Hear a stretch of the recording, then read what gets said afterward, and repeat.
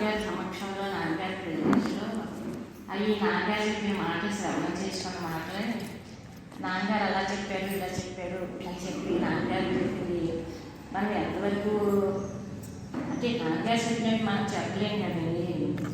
అంటే ఫస్ట్ నుంచి ఇలా పబ్లిక్గా అంటే దేవాలయం కానీ అక్కడ పాల్గొనట్లేదు మొత్తమే నాన్నగారు సహవాసం చేశాక సత్సంగాలు చెప్పుకోవడం అంటే అలా సత్సంగాలు చెప్పుకోవడం అలవాటే. కానీ ఇలాగ పబ్లిక్ మీటింగ్లో పబ్లిక్గా మాట్లాడటం తర్వాత నాన్నగారు కూడా నాన్నగారి సమక్షంలో మాట్లాడమన్నా నాన్నగారి సమక్షంలో మాట్లాడలేకపోవడం అంటే సూర్యుడు ఎదురుగుండా దీపం వెలిగించుకుంటే ఎలా ఉంటుందో నాన్నగారి పక్కన కూర్చొని మాట్లాడాలనేసరికి దళాల్లో కంగారు భయం.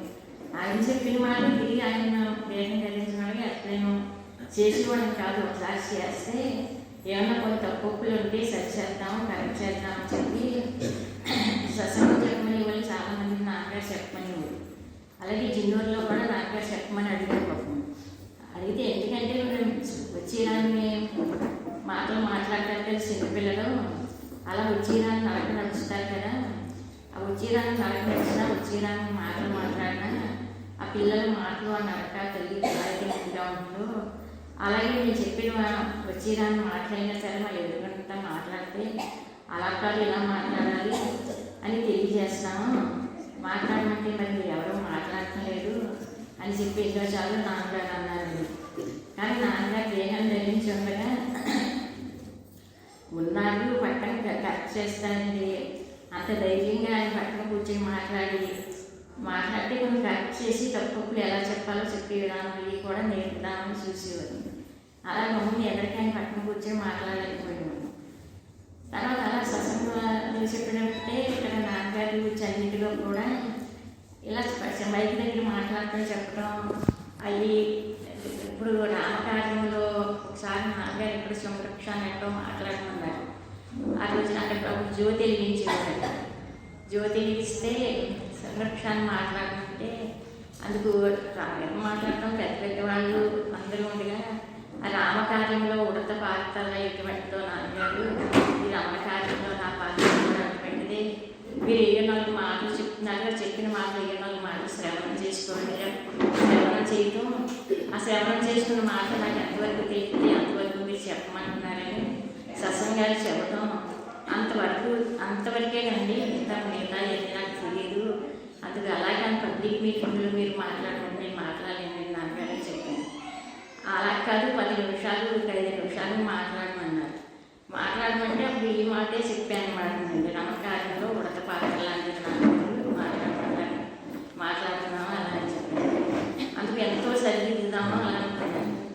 కానీ అసలు నాకు బయట మాట్లాడటం నాన్నగారు ధైర్యం ధరించమంటే ఒకసారి 2 సార్లు 3 సార్లు అలా ఇప్పుడు 5 నిమిషాలు 10 నిమిషాలు మాట్లాడించుకునేవారు ఎక్కడైనా అలాగా. తర్వాత జిన్నూరు వచ్చాక ఇక్కడ భక్తులు ఎంకరేజ్మెంట్ ప్రోత్సాహం ఇవన్నీ చేసి అక్కడ నాన్నగారి సన్నిధిలో మనం ఎప్పుడైనా అలా చిన్న పంటలకు ఏదో మాట్లాడుతూ ఉండండి అలా అలవాటు అవుతుంది అని చెప్పి ఇక్కడ 100% నేను ఇక్కడ మాట్లాడటానికి జిన్నూరు భక్తులు ఎంకరేజ్మెంట్ నాకు. అంటే దేవాలయాన్ని మాట్లాడటం 4 కోట్ల గదిలితే పరిమితం అయిపోతున్నావు. నీకు ఎంకరేజ్మెంట్ ప్రోత్సాహం లేదు, నీకు ఆటంకం నిలబడాలి. అలా ఎంత సబ్జెక్ట్ ఎంత వైద్యంగానో నాన్నగారు చెప్పేవారు. అంత గురించి ఇక్కడ ఊరికి మాట్లాడడానికి సత్సంగం చెప్తే తర్వాత మైక్ అలవాటు చేశారు లక్ష్మీ. అందుకని అప్పుడు నాన్నగారి సన్నిధిలో సత్సంగం దగ్గర ఎలా మాట్లాడుకున్నామో అలాగే కొంచెం మాట్లాడటం అలవాటు చేశారు. అలాగే అలవాటు చేస్తే నేను అక్కడే మాట్లాడడానికి తెలుసున్నా. అంటే పెద్ద ఫంక్షన్కి పెద్దవారికి ఇస్తాము, ఆ పెద్దవారు బాగా మాట్లాడతారు. స్టేజ్ మీద మాట్లాడి అందంగా మాట్లాడి అలవాటు ఉన్న వాళ్ళ భక్తులు చాలామంది ఉన్నారు కదా. అది ఎంతో మహానుభావులు అందరికీ మంగళం అన్నట్టు మన నాన్నగారి భక్తులైన ఎంతోమంది ఉన్నారు కదా. అందుకని మేము అక్కడే మాట్లాడదాం అనుకున్నాము. ఇప్పుడు పాల్గొలు హైన్ గారు మాట్లాడతారు, చిందూరు భారతమ్మ గారు, తర్వాత కోడూరు అనుపూర్ణని ఇలా మేమందరం కొంచెం చిన్న ఎక్కువగా మీ మైకిల్ దగ్గర మాట్లాడటం అలవాటు లేదు. చెప్పడం అందరూ చెప్తారు. అందుకని చెప్పి ఆ నాన్నగారి సన్నిధిలో అలా చిన్నగా 10 మంది 50 మంది అన్నప్పుడు అలా మాట్లాడుకోవాలి అని అనుకున్నాం. అందుకని అలాగే మాట్లాడతానండి. ఇలాంటి నేను రామక్షేత్రంలో ఇక్కడ మాట్లాడలేదు నేను అని చెప్పి లక్ష్మితో చెప్తాను.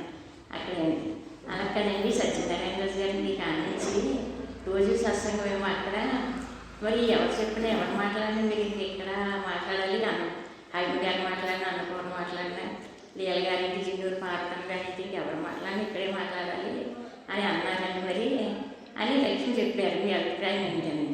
అదేంటండి ఏమో భగవంతుడు ఎవరి చేతి ఏం మాట మాట్లాడుతారో తెలియదు కదా, ఓన్లీ మనకి ఎలా వస్తే అలాగే మాట్లాడతాము. మళ్ళీ నేను ఇక్కడ మాట్లాడను అక్కడే మాట్లాడతాను అంటే ఇక్కడికి అక్కడికి తేడా ఎంత మామూలుగానే అంటే పరిమిత అంటే సత్సంగాలకు చెప్పడం పరిమితం అయిపోయాము. మళ్ళీ నాన్నగారి సన్నిధిలో కూర్చోయేసరికి అంటే నాన్నగారి సన్నిధిలో నాన్నగారి దేహాన్ని అక్కడ ఆ భూమిలో నివసం నాన్నగారు ఉన్నట్టు అక్కడ ఆ సన్నిధిలో అక్కడే నాన్నగారు ఏదో యోగ నిద్రలో ఉన్నట్టు ఏదో సమాధి స్థితిలో యోగ నిద్రలోనే ఉన్నట్టు దానికి సంబంధించిన బలం అలవాటు అయిపోయింది. అంటే నాన్నగారు దేహం ధరించి ఉండగా మామూలుగా ప్రెజెన్స్లో కూర్చుంటే ఎలా ఉంటుందో అలాగే నాన్నగారి సన్నిధిలో ఆయన అక్కడ కూర్చుంటే నాన్నగారి ప్రెజెన్స్కి నాన్నగారు దేహం ధరించి ఉండగా నాన్నగారి సన్నిధిలో నాన్నగారి సమక్షంలో కూర్చున్న దానికి నాన్నగారి సన్నిధిలో ప్రెజెన్స్కి నాకు డిఫరెంట్ ఏమీ తేడా అసలు కనిపించలేదు. అక్కడి నుంచి ఆయన గైడెన్స్ కూడా నాన్నగారు దేహం ధరించుండగా గైడెన్స్ నాన్నగారి దగ్గర నుంచి ఎలా వచ్చిందో అలా మన తలంపులు ఏంటో మన ఆలోచన ఏంటో మన జీవిత విధానం ఏంటో అలాగా ఇప్పుడు నాన్నగారు ఇక్కడ మీటింగ్ చెప్పేవారండి. వందలాది మంది వేలాది మంది ఎంతమంది వచ్చి కూర్చున్నా ప్రతి ఒక్కరికి ఎవరి బలహీనతను నివారణ చేసుకోవడానికి సరిపడే సబ్జెక్టు అందరికీ సరిపడిన మాటలు ఎవరి మాటలు కలిపి వచ్చింది. ఇప్పుడు ఏదైనా ఫంక్షన్ చేస్తున్నారు, ఫంక్షన్ చేసిన పదార్థాలన్నీ మనం ఒక్కలం తినేయం కదా, అంటే ఎవరి ఫుడ్ తీసుకుని ఎలా వెళ్తామో అలాగే నాన్నగారి దగ్గర మీటింగ్కి వచ్చిన వాళ్ళందరూ కూడా అది ఎవరి స్వభావానికి అనుగుణంగా ఉన్న మాట ఆ మాట నచ్చిన మాట తీసుకుని మామూలుగా భక్తులందరూ అనుభవించేవాళ్ళు ఎదిగేవారు ఆయన ప్రెజెన్స్. నాన్నగారి లాస్ట్ వరకు కూడా లాస్ట్ మినిట్లో చెప్పింది ఏంటంటే నా మాట నా ప్రెజెన్స్ ఇస్తుంది మీకు, నా మాట నా ప్రెజెన్స్ ఇస్తుంది అంటే ఇప్పుడు నాన్నగారి మాట మనకి జ్ఞాపకం వచ్చినప్పుడు నాన్నగారి ప్రెజెన్స్లో కూర్చుంటే ఎలా ఉంటుందో ఆ స్థాయికి ఆ స్థితికి అంతస్తుకి ప్రతి ఒక్కరిని తీసుకొచ్చి వెళ్తున్నానని చెప్పి నాన్నగారి ఇంటి దగ్గర కొత్త ఇల్లు కట్టే కానీ నాన్నగారు కూడా చాలాసార్లు ఆ మాట చెప్పారు, నా మాట నా ప్రెజెన్స్ ఇస్తుంది అన్నారు. ఇప్పుడు ఎందుకంటే ఆయన రూపం నామం కనిపించకపోయినా ఆ రూపం దగ్గర నుంచి నామం దగ్గర నుంచి వచ్చింది కదా మాట, ఆ రూపం ద్వారా నామం ద్వారా చైతన్యం మాట్లాడుతుంది కదా, అందుకు ఆ రూపం ద్వారా నామం ద్వారా మాట వచ్చినప్పుడు ఇప్పుడు మాటలో నాన్నగారు ఎలా లేకుండా ఉంటారు. ఇప్పుడు మాట నాన్నగారి మాట మన పుస్తకంలో చూసుకున్నా లేకపోతే క్యాసెట్లో విన్నా లేదంటే మన మాట మాకు జ్ఞాపకంలో వచ్చిన అంటే మాటలో నాన్నగారు ఉంటారని అందుకు నా మాట నా ప్రెజెన్స్ ఇస్తుంది.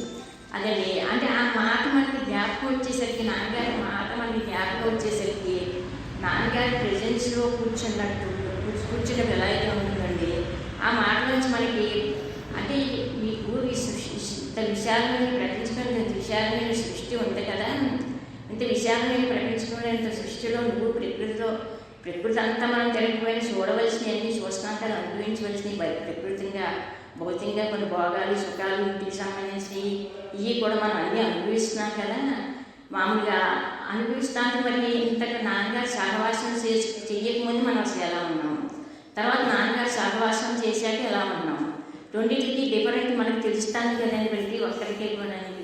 ఇప్పుడు నాన్నగారు సహవాసం చేసాం ఈ అనుభవిస్తున్నాను, భౌతికానికి సంబంధించినవి అనుభవిస్తున్నాము, అభౌతికానికి సంబంధించినంతా నాన్నగారి దగ్గర నుంచి సప్లై అంతా అసలు భౌతికానికి సంబంధం లేదు కదండి. మరి ఇప్పుడు భౌతికానికి సంబంధం లేకపోయినా మనం భౌతిక దృష్టి ఉంది కదండి, మనం భౌతికంలోనే ఉన్నాం కదండి, మనకే దేహభావం ఉందండి, దేహభావం ఉంది, దేహం మనం కాదు, నీ దేహం నీ మనసు నీ ఇంద్రియాలు నువ్వు కాదని నాన్నగారు ఎంత చెప్పి ఎంత బోధించినప్పటికీ కూడా ఆ దేహం యొక్క పరిధిలోని మనసు యొక్క పరిధిలోని ఇంద్రియాల యొక్క పరిధిలోని ఉన్నాము. లేదా నాన్నగారు చెప్పిన మాట ఇప్పుడు సరే నాన్నగారు దయ ప్రేమ అనుగ్రహం ఉంది, నాన్నగారు అనుగ్రహం అది 100%.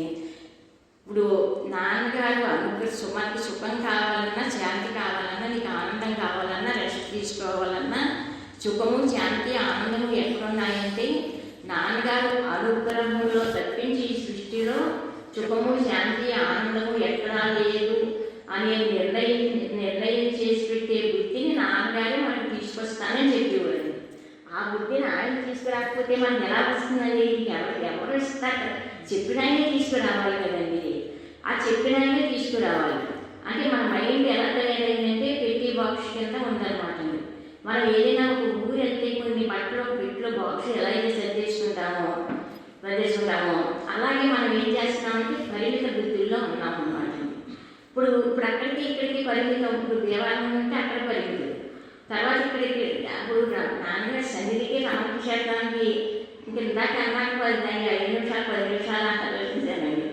అంటే ఈ నాన్నగారి మాటలు చూస్తే మనం చూస్తే పాదాలు చూస్తే గర్భలు దొరకలేదు, మాటలు చూస్తే ఏదో చెప్పాను. పరిమిత బుద్ధి వాళ్ళంటే అక్కడికి ఇక్కడికి డిఫరెంట్. ఇప్పుడు అంటే సబ్జెక్ట్ పరంగా అయినా నాన్నగారు పావుగా చూసినా, నాన్నగారు మాట పరంగా అభిప్రాయంగా మనం ఆడకుండా పోనీ చంటి పిల్లలు మాట్లాడినట్టు ఎలా మాట్లాడినా ఇప్పుడు మనం ఇంగ్లీష్ రాదనుకోండి, నాన్నగారు చెప్పిన మాటలు ఇంగ్లీష్ రాకపోయినా మాటలు వాడు భాషలో వచ్చేస్తే అది తెలుగులో ఏమో తెలియదండి, తెలిసిందో ఇంగ్లీష్ రాదని హిందీలో కరెక్ట్ చేసుకుంటారు కదండి. అలా అందరూ సబ్జెక్ట్ శ్రవణం చేస్తున్నారండి. మనం ఏదైనా పొరపాటు మాట్లాడినా తప్పు మాట్లాడినా కరెక్ట్గా మనం మాట్లాడలేదనుకోండి, కరెక్ట్గా తెలిసిన వాళ్ళు ఉన్నారనుకోండి అది కరెక్ట్ చేసుకుంటారు కదండి. కరెక్ట్గా నాన్నగారు మాట్లాడినట్టు మనం ఎక్కడ మాట్లాడలేదు కదండి. అందు గురించి ఏంటంటే పరిమిత బుద్ధుల్లో కదండి. ఏదైనా ఒక ఊరు వెళ్తామండి, ఒక పెట్టిలోని బాక్స్లోని బట్టలు ఎలాగే సర్దేసుకున్నామో అలాగే మనకి ఏంటంటే ఎక్కలేని గొడవలు, అవసరం గొడవలు, కట్టాలి గొడవలు, మనకి ఇష్టాలు మమకారాలు ఇవన్నీ ఉన్నాయి కదండి. అది మైండ్ ఒక బాక్స్ మనకి తయారైంది. ఇప్పుడు మన మైండ్ ఎలా ఉందంటే బాక్స్లో బట్టలు ఏదైతే చదువుకుంటామో కొన్ని పరిమిత బుద్ధులు పెట్టుకుని ఆ పరిమిత బుద్ధులతోటి బాక్స్ మైండ్ కన్నా తయారైంది మైండ్ మానవుడి. అందు గురించి మోక్ష జ్ఞానం అంటే నాన్నగారు చెప్పిన మాట ప్రతి మాట మనం శ్రవణం చేసుకున్నది. అంటే ఇక్కడ సబ్జెక్టు చెప్పేటప్పుడు కూడానండి అంటే మొక్క అటు పెట్టి నాన్నగారు పెట్టి చూడటం అంటే ఆయన ముఖంలో చేయవస్తుందా మామూలుగానండి. అవి వచ్చేది మామూలు ప్రయాణం కాదు కదండి. మరి కళ్ళు తెరిచారంటే నోటు ఓపెన్ చేశారంటే అసలు ఆ తెలియాలి, తెలిసి మాట జారి వచ్చిందంటే అది సామాన్యం కాదు కదండి. ఆ మాట అందుకోవడానికే కదండి మనం అక్కడి నుంచి ఇప్పుడు మామూలుగా వచ్చింది కూడానండి. అందుకు శ్రవణానికి ముందు కూడా వివేకం ఇవ్వాలి చెప్పేవారండి. అంటే శ్రవణానికి కూడా మహాత్ముడి జ్ఞానం వచ్చినప్పుడు అందుకే అండి మనం అందరం కూర్చున్నప్పుడు అండి ముందు మనం ప్రిపేర్ చేసుకుని చదివేసి చెప్పేవారండి. అంటే శ్రవణం చేయడానికి అర్హతనే యోగ్యతని కూడా ఆయన తీసేసుకునేవారండి. అది ఆ శ్రవణం చేయడానికి అర్హతనే యోగ్యతని మనం వచ్చి కూర్చున్నాక 10 నిమిషాలు లేటుగా రావచ్చు, ముందు కూర్చోవచ్చు, వెనకాల కూర్చోవచ్చు, అది కాదండి. ఇప్పుడు నాన్నగారు చెప్పే సబ్జెక్టు మనందరం శ్రవణం చేయాలి కదండి. అలా శ్రవణం చేసేటప్పుడు అండి జాగ్రత్తగా మనం చూసుకునేవారండి. చూసుకుని శ్రవణం చేసే అర్హత యోగ్యత మనకి తీసుకొచ్చుకొని ఆ టైంలో శ్రవణం చేయించుకునేవారు. అందుకు మళ్ళీ నాన్నగారు చెప్పిన మాటలు మనకి కరెక్ట్గా చెప్పినట్టుగా తెలిసిపోతున్నాయి అని అనిపించేదండి మామూలుగా. తర్వాత మామూలుగా ఇంటికి వెళ్ళిపోయాక మామూలుగా అంటే అక్కడ ఆ బోధ చేసినప్పుడు ఒకటి శ్రవణం చేసినప్పుడు ఈ 3 చోట్ల జాగ్రత్తగా ఉండమని చెప్పేవారండి. శ్రవణం చేసుకున్నప్పుడు మన ఇంటికాడ గొడవలు అయ్యి ఉంటాయి, ఏయోటి ఉంటాయండి. సరిగ్గా నాన్నగారి దగ్గరికి వచ్చేసరికి శ్రవణం చేసుకునేసరికి గొడవలు పక్కన పెట్టి శ్రవణం చేయడం అలవాటు చేసుకోలేదండి. తర్వాత నాన్నగారి మాట ఇప్పుడు కూడా మీ మాట జ్ఞాపకానికి వస్తుంది కదండి. ఆ జ్ఞాపకానికి వచ్చినప్పుడు కూడానండి మాటగా మానవం చేసుకోవాలండి. నాన్నగారి మాట వచ్చిందండి, ఆ మాటను మళ్ళీ మనకి మనం వాళ్ళతో పోల్చుకుని ఇంటితో పోల్చుకుని మన బయట విషయాలతో భౌతికంతో పోల్చేసుకుని మరణం చేసుకోవడం వేరండి. భౌతికంతో పోల్చకుండా ఆ మాట మరణానికి వచ్చినప్పుడు ఆయన చంటి పిల్లల్ని పిల్లల చేత చంటి పిల్లలు 1 నెల 2 నెలల పిల్లల పట్ల తల్లి ఎటువంటి శ్రద్ధ అయితే వహించిందో నా మాట శ్రవణం చేశాక అందుకు నా మాటలో ఉన్న దయ, ప్రేమ, అనుగ్రహమే నా మాటను నీకు తెలియజేస్తుంది. నువ్వు ఇతరుల మీద ఆధారపడవలసిన అవసరం ఎప్పటికీ లేదని చెప్పేవారు. అది ఎవరి కార్తీకండి ఒకరు ఎక్కువ తక్కువ కదండి. ఆ మాటలో ఆయన దయ ఉంది, ఆయన ప్రేమ ఉంది, అనుగ్రహం ఉంది. ఆ దయ, ప్రేమ, అనుగ్రహం అలాగే శ్రవణం చేసుకున్న మాట మరణానికి వచ్చేసరికి కాకపోతే ఏంటంటే పక్కన పెట్టి మామూలండి. ఇప్పుడు నీ మనసు మైండ్కి అనంతమైన శక్తి ఉంది. ఆ శక్తి కృంగి క్షీణించిపోయింది. అంటే ఈ పరిమిత బుద్ధుల వలన ఈ ప్రకృతికి సంబంధించిన విషయాలు అన్నీ అడ్జస్ట్ చేసి అనుభవించడం వలన అందుకు అవన్నీ తీసి గురువు పక్కన పెట్టించండి. పనికిరాని గొడవలన్నీ గురువు పక్కన పెట్టించండి కదండి. ఇప్పుడు ధాన్యం బుట్టకి ఎటువంటి బుట్టకిచ్చే విలువ కూడా బుర్రకి ఇవ్వటం లేదండి కూడండి. అంటే బుట్టలో ధాన్యం పోసుకునేవాళ్ళండి. అవి ఆడించుకుంటే బియ్యంగా మార్చుకొని తయారు చేసుకొని తిన్నాండి. అంటే బుర్రలో పెట్టుకున్న గొడవ మామూలుగా అండి ఎందుకో పనికిరాని రోడ్డుపై గుడిపేటలో పేడ పెట్టుకున్న విలువ కూడా బుర్రలో ఉన్న గొడవకి లేదు. అటువంటి గొడవలని బదిలీగా భద్రంగా దాచిపెట్టించిన గొడవలన్నీ తీసండి.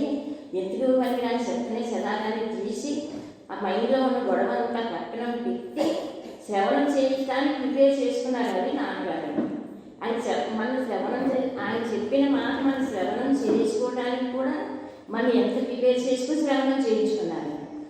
మా వైపు నుంచి మాట్లాడేది చైతన్యం మాట్లాడుతుంది. అందుకు నీ వైపు నుంచి శక్తి చేత మేము శ్రవణం చేయించుకుంటాం. ఆ శక్తి గురువు పొందే శక్తిని విడదీయొద్దు. అందు గురించి ఈ అక్కర్లేని గొడవలు అవసరం లేని గొడవలు మొత్తం అన్ని పక్కన పెట్టించేసి మన చేతండి. నువ్వు నాన్నగారు మనకు మాట చెప్తే పుస్తకంలో మాట చూసుకున్నా లేదా క్యాసెట్లో మాట వింటున్నాం అనుకోండి, ఎంత చదివాము ఎంత విన్నాం అనేది కాదండి. అలా శ్రవణం చేసుకుంటున్నాం అనుకోండి మనమండి. అలా శ్రవణం చేసుకుంటామంటే అలా మనసును పక్కన పెట్టేసుకుని శ్రవణం చేయిస్తాడండి గురువు. అలా మనసును పక్కన పెట్టి శ్రవణం చేయిస్తూ మా వైపు నుంచి శక్తిని మాట్లాడితే మీ వైపు నుంచి శక్తి రూపంలో మేమే శ్రవణం చేయించుకుంటాం. అందు గురించి గొడవలన్నీ అలా జాగ్రత్తగా స్లోగా పక్కన పెట్టించండి. మామూలుగానే పక్కన పెట్టి అలా సబ్జెక్ట్ చెబుతూ సబ్జెక్ట్ అక్కడ చెప్తా ఉంటున్నాను కదండి. సబ్జెక్ట్ చెప్తా ఉంటే మనకి ఇక్కడ శ్రవణం చేసుకుంటా ఉంది కదండి. అలా శ్రవణం చేస్తూ ఉండగానండి వీడు రూపాన్ని, వీడి నామాన్ని, వీడి స్వభావాన్ని మర్చిపోయి సబ్జెక్ట్లో కలిపేసి సబ్జెక్ట్ శ్రవణం చేయించుకుంటాడు వాడు గురువు అన్నారండి. ఇవన్నీ కూడా మనకి క్యాసెట్లో మాటలు వస్తాయండి. మాకు అలా శ్రవణం చేయించుకోవడం కూడా వచ్చు. మీ చేత అలా శ్రవణం చేయించుకుంటాం. ఎలా శ్రవణం చేయించుకుంటారు? సబ్జెక్ట్లో కలిపేసుకుని సబ్జెక్టు శ్రవణం చేయించుకుంటాం.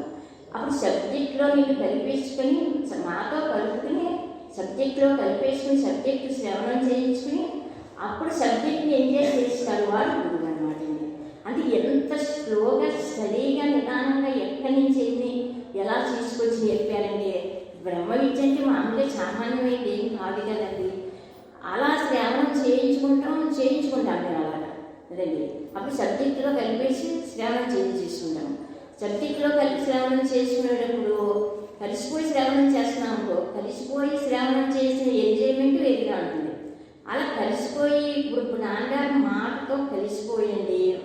ఆ మాట మన జ్ఞాపకానికి వచ్చినప్పుడు కూడా శ్రవణం చేసేటప్పుడు మేము అలా శ్రవణం చేసించుకుంటాం. తర్వాత మాట మీకు మననానికి వస్తుంది కదా ఎప్పుడన్నాని, ఆ మాట మననానికి వచ్చినప్పుడు కూడా మాటలో కలిపేసి మాటను మననం చేయిస్తూ ఎంజాయ్ చేస్తాడంటే గురువు అండి మామూలుగా అండి. అంటే నీ మనసుని, నీ ఇంద్రియాన్ని, నీ స్వభావాన్ని పక్కకు తప్పుకోమంటే అది తప్పుకోదు మామూలుగా అండి.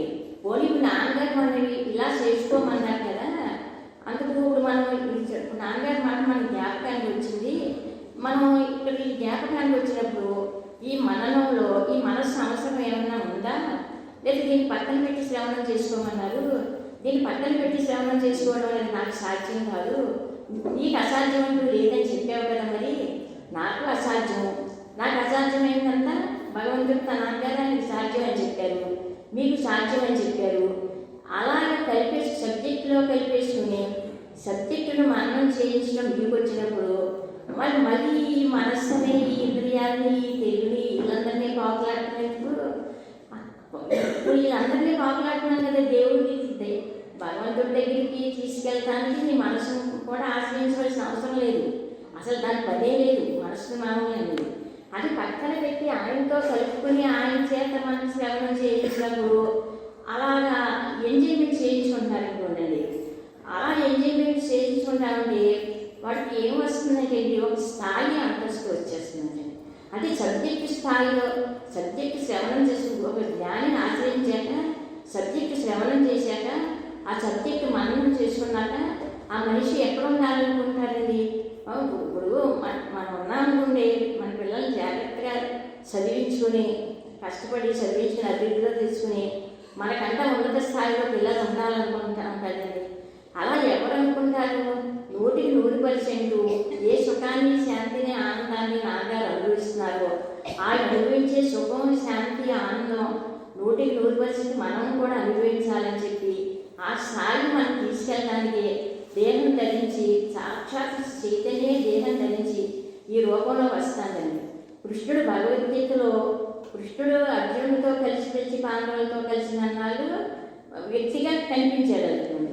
భగవద్గీత బోధించేసేసరికి ఇంకా అక్కడ రాజీ లేకుండా భగవంతుడే చెప్పారనండి.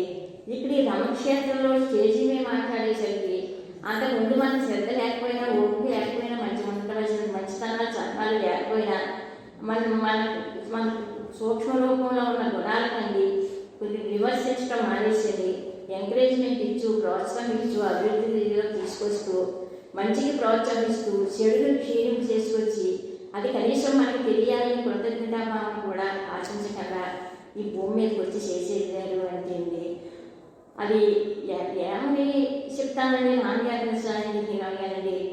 అందు గురించి నాన్నగారి ప్రెజెన్స్లో మా నాన్నగారు మనకి సుఖము, శాంతి, ఆనందం కావాలి. ఇప్పుడు సుఖము, శాంతి, ఆనందము మన హృదయంలో ఉన్న వస్తూ మనకి అనుభవంలో రాలేదు.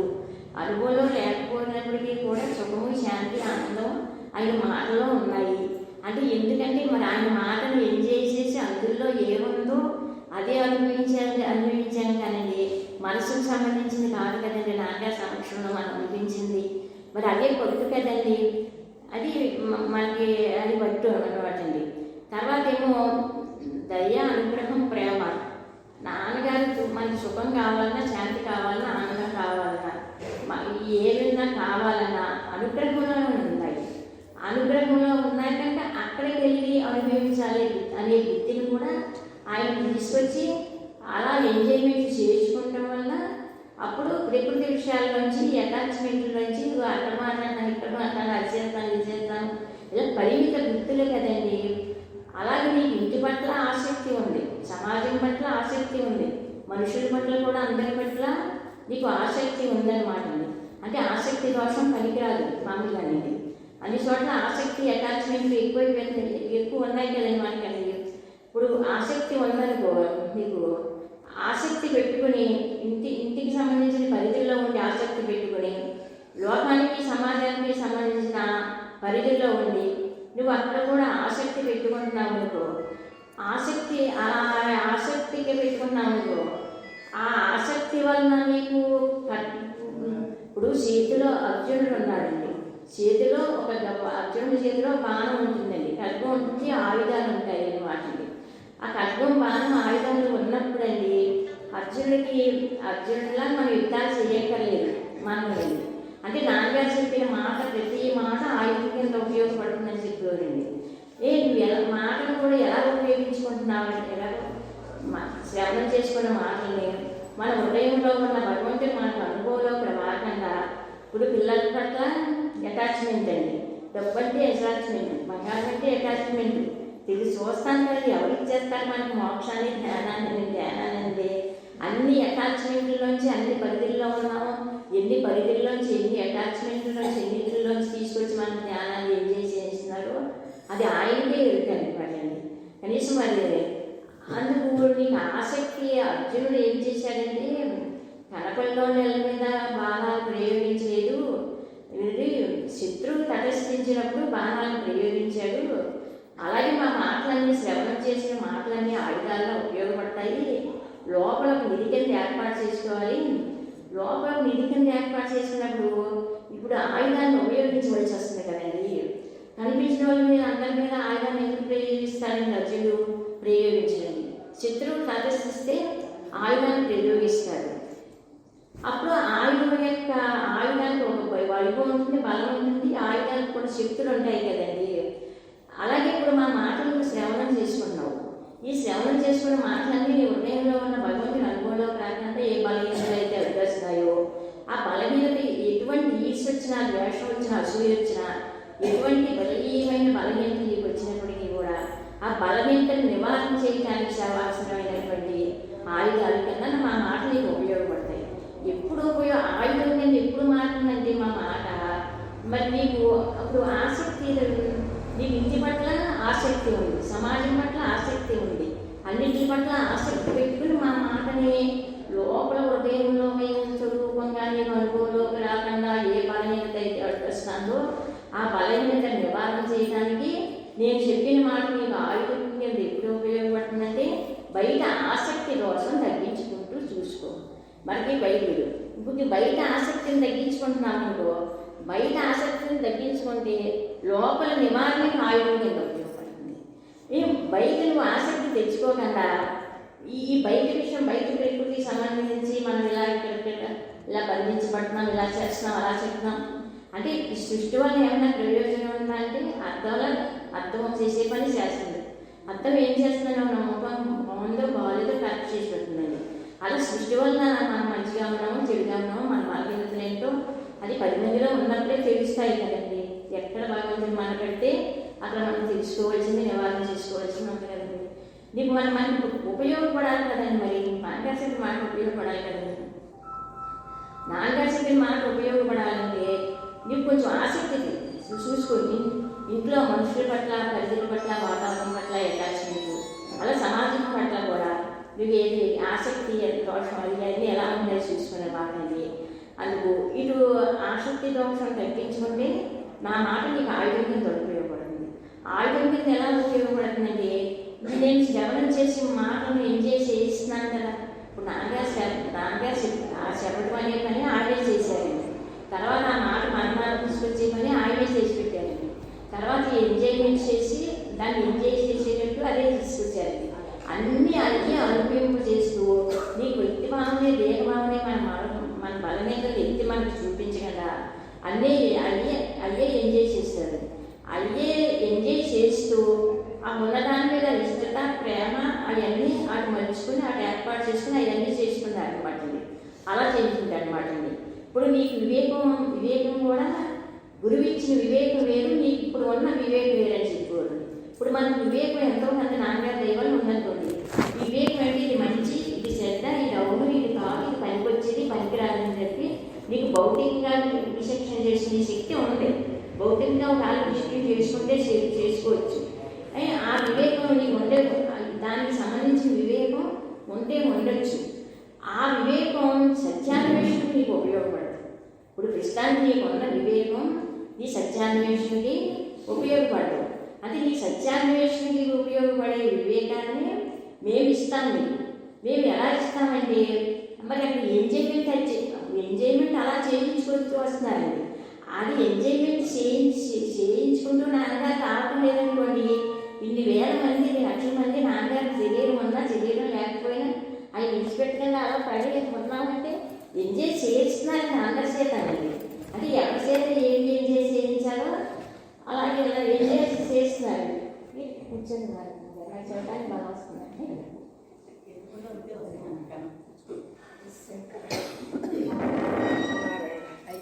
అని విజయవాడ కూడా దేవతలు చెప్పారండి. దేవతలు కూర్చొని వింటా ఉంటారు. వినేవాళ్ళు కూడా మనకేదో తెలుసు. వినేవాళ్ళు అందరూ దేవతలు అనుకుని మన వినేవాళ్ళు అందరూ మనకంటే తెలివైన వాళ్ళు అనుకుని మనం ఇప్పుడు మాట్లాడాలని చెప్పేవారండి.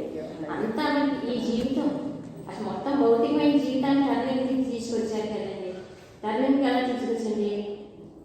అలాగే అంతా ఆయనకి సంబంధించిన ఏంటంటే ఎంజాయ్ చేస్తూ అప్పుడు అదే ఇస్తూ ఇప్పుడు హృదయంలో ఉన్న వస్తువు అనుభవంలో కాకుండా మనకి ఏ బలహీనతలు అయితే అడ్డొస్తున్నాయో అయ్యో మన ప్రయాణం మొదలుపెట్టామనుకునేది. ప్రయాణం మొదలెట్టేసరికి ఇదొడ్డుతుంది, అదొడ్డుతుంది, అలాగే ఏదో అనుకుంటూ ఉంటాను కదండి. అలాగనుకోకుండా అది ఎదురుపడినా మనకేమి ఇప్పుడు గుళ్ళోకి వెళ్తున్నామండి, అలాగే దేవుడి దర్శనానికి వెళ్తున్నామండి.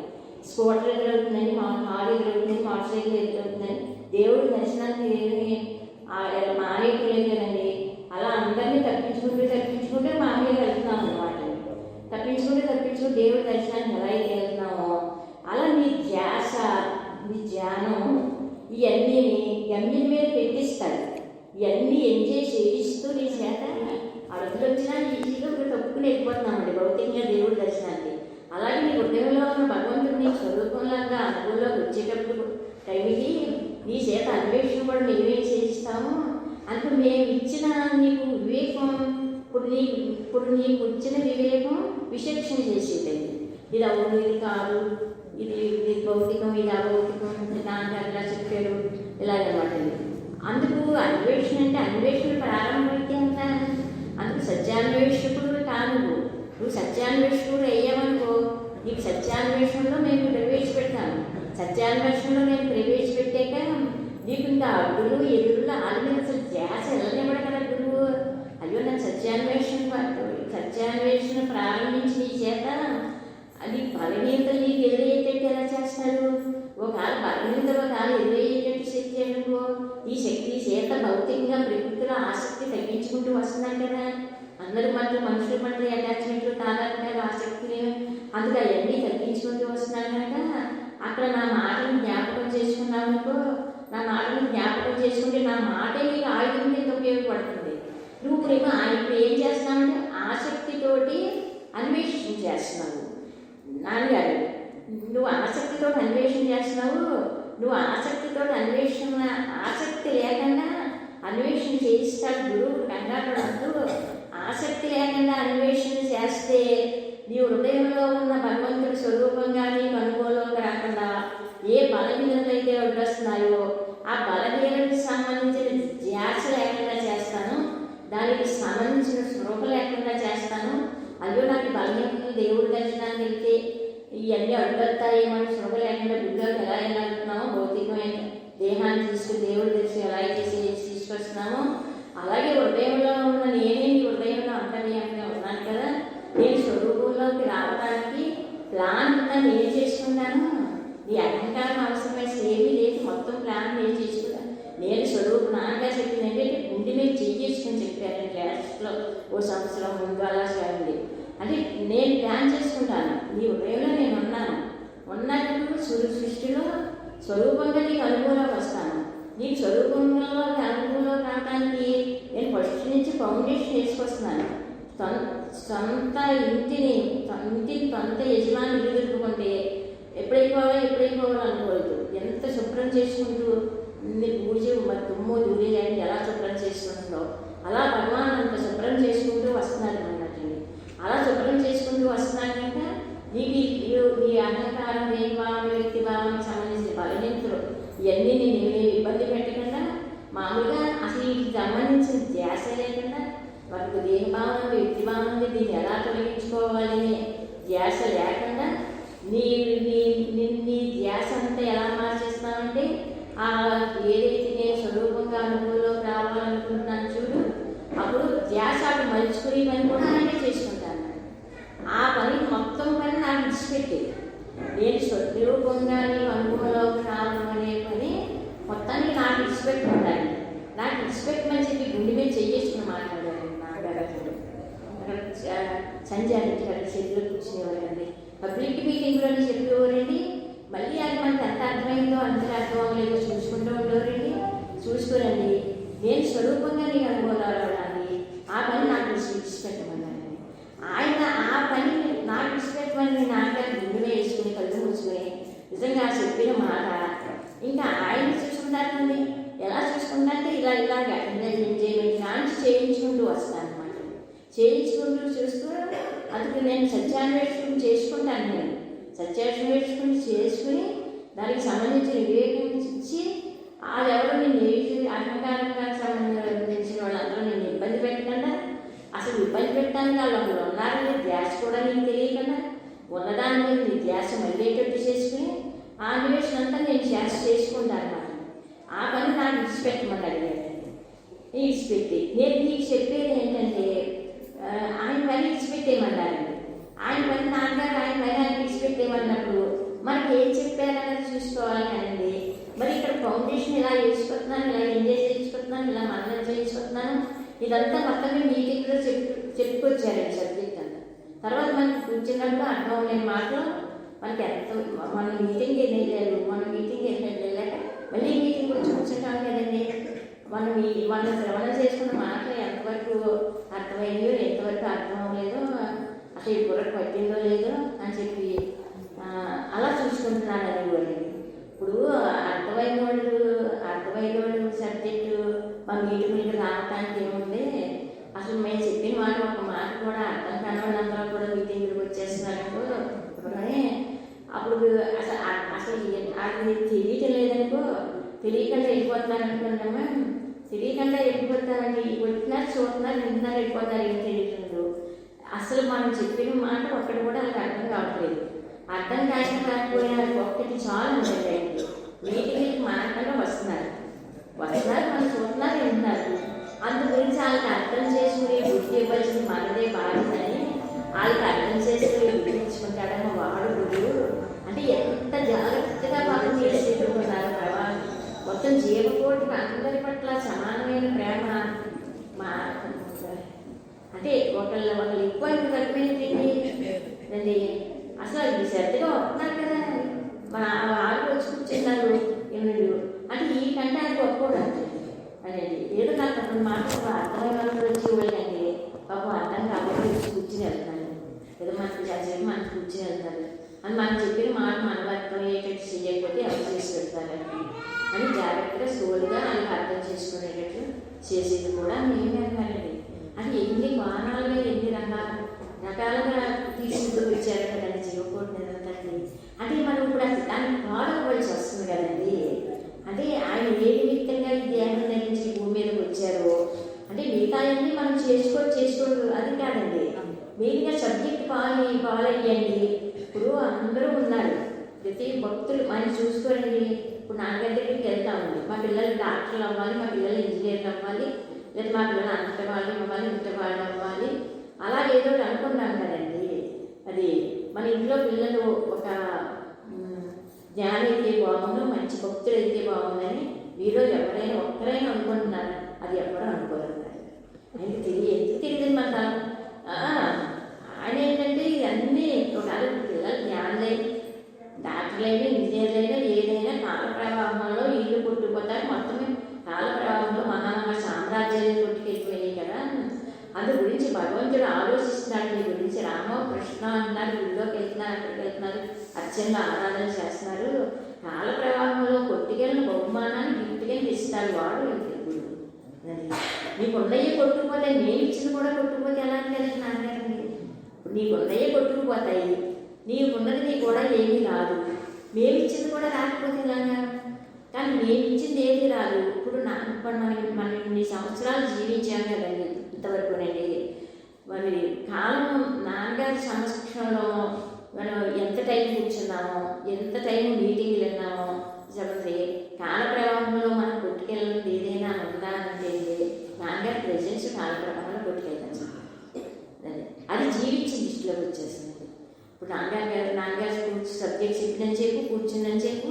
అందుకు ఎప్పుడు చూసినా మనం జీవించిన దృష్టిలో ఉన్నామా లేకపోతే జీవించలేని దృష్టిలో ఉన్నామా అది అందుకు నా రూపం, నా నామం, నా మాటలు మరి అందుకు నీ ఇంద్రియాలు నా వైపు మళ్ళీ ఉన్నాయో లేవో చూసుకుంటూ ఉండబడతాను. ఊరికి మన ఊరికి చూసుకుంటూ ఉండమన్నారు. అందుకంటే ఏం చెప్తారు, ఏం చేయమని చెప్పలేదండి. అవి మా ఇంద్రియాలని కొంచెం నీ ఇంద్రియాలు ఎటువంటితున్నాయో చూసుకో. నీ ఇంద్రియాలు మా వైపు మళ్ళాలి, నీ మనసు మా వైపు మళ్ళాలి, నీ బుద్ధి కూడా మా వైపు మళ్ళాలి, నీ తెలివితేటలు కూడా. అంటే నువ్వు భగవంతుడి కంటే తెలివైన వాడు ఏమి గొప్పవాడు ఏమీ కాదు. ఈ తెలివితేటలు కూడా మమ్మల్ని మా వైపు మళ్ళాలి. అందుకు నువ్వు మా మీద ఆధారపడేటట్టుగా పడాలి. ఈ లక్షణాలన్నీ ఈ లక్షణాలలో అన్నీ కలిగి నువ్వు ఉంటున్నావా లేదా మేము చూసుకుంటాము. ఆ లక్షణాలు కలిగి నువ్వు ఉండాలి. ఆ లక్షణాలు కలిగిదేమో నువ్వు ఆ లక్షణాలు ఇచ్చి కొంచెం ఎక్కువ ఉందో ఆ లక్షణాలన్నీ నీకు కలగజేసి ఇచ్చి చూసుకునేవాడు మేమే కదా.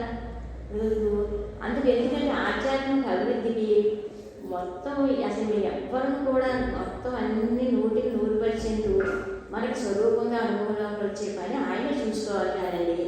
ఈ మనసు అంటే మనసు కంటే భగవంతుడు ఏమన్నా మీరు చెప్పారు, చిన్నోడు అది అనుభవంలోకి తీసుకురావడానికి ఇప్పుడు మనసు ఉంది. అది చేసే పని అందుకు అవసరార్థం కత్తిపేటను కూర పోసుకొని పక్కన పెడుతున్నావు. అలాగే నీకు మనస్సు ఉంది, నీ అవసరానికి నీ మనసుని ఎంతవరకు వాడాలో అంతవరకు వాడుకో. మనం ఖర్చు పెట్టిన వాడుకున్నట్టు ఏదైనా మామూలుగా ఏదైనా పెళ్ళిళ్ళనో వ్యవహారాలను నీ జీవితంలో కూడా కొంత డ్యూటీ అది ఉంటుంది కదా, అవసరానికి అది పిలిస్తే రావాలి. పని అయిపోయాక దాన్ని వెళ్ళి మళ్ళీ దాని గుండెలో పడిపోయేది చూసుకుంటూ ఉండాలి.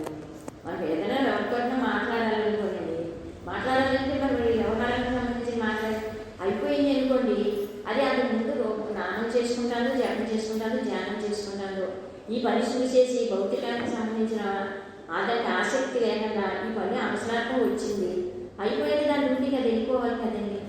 అది వచ్చి మళ్ళీ అసలు దానికి ఏంటంటే అసలు అక్కడ మన ఇంద్రియాలు మన మనస్సు భగవంతుడి వైపునే ఉండటానికంటే కూడా ఈ సమాజం వైపుకు ఈ వ్యవహారాలకు ఇటు వచ్చేది మనకు ఇష్టం.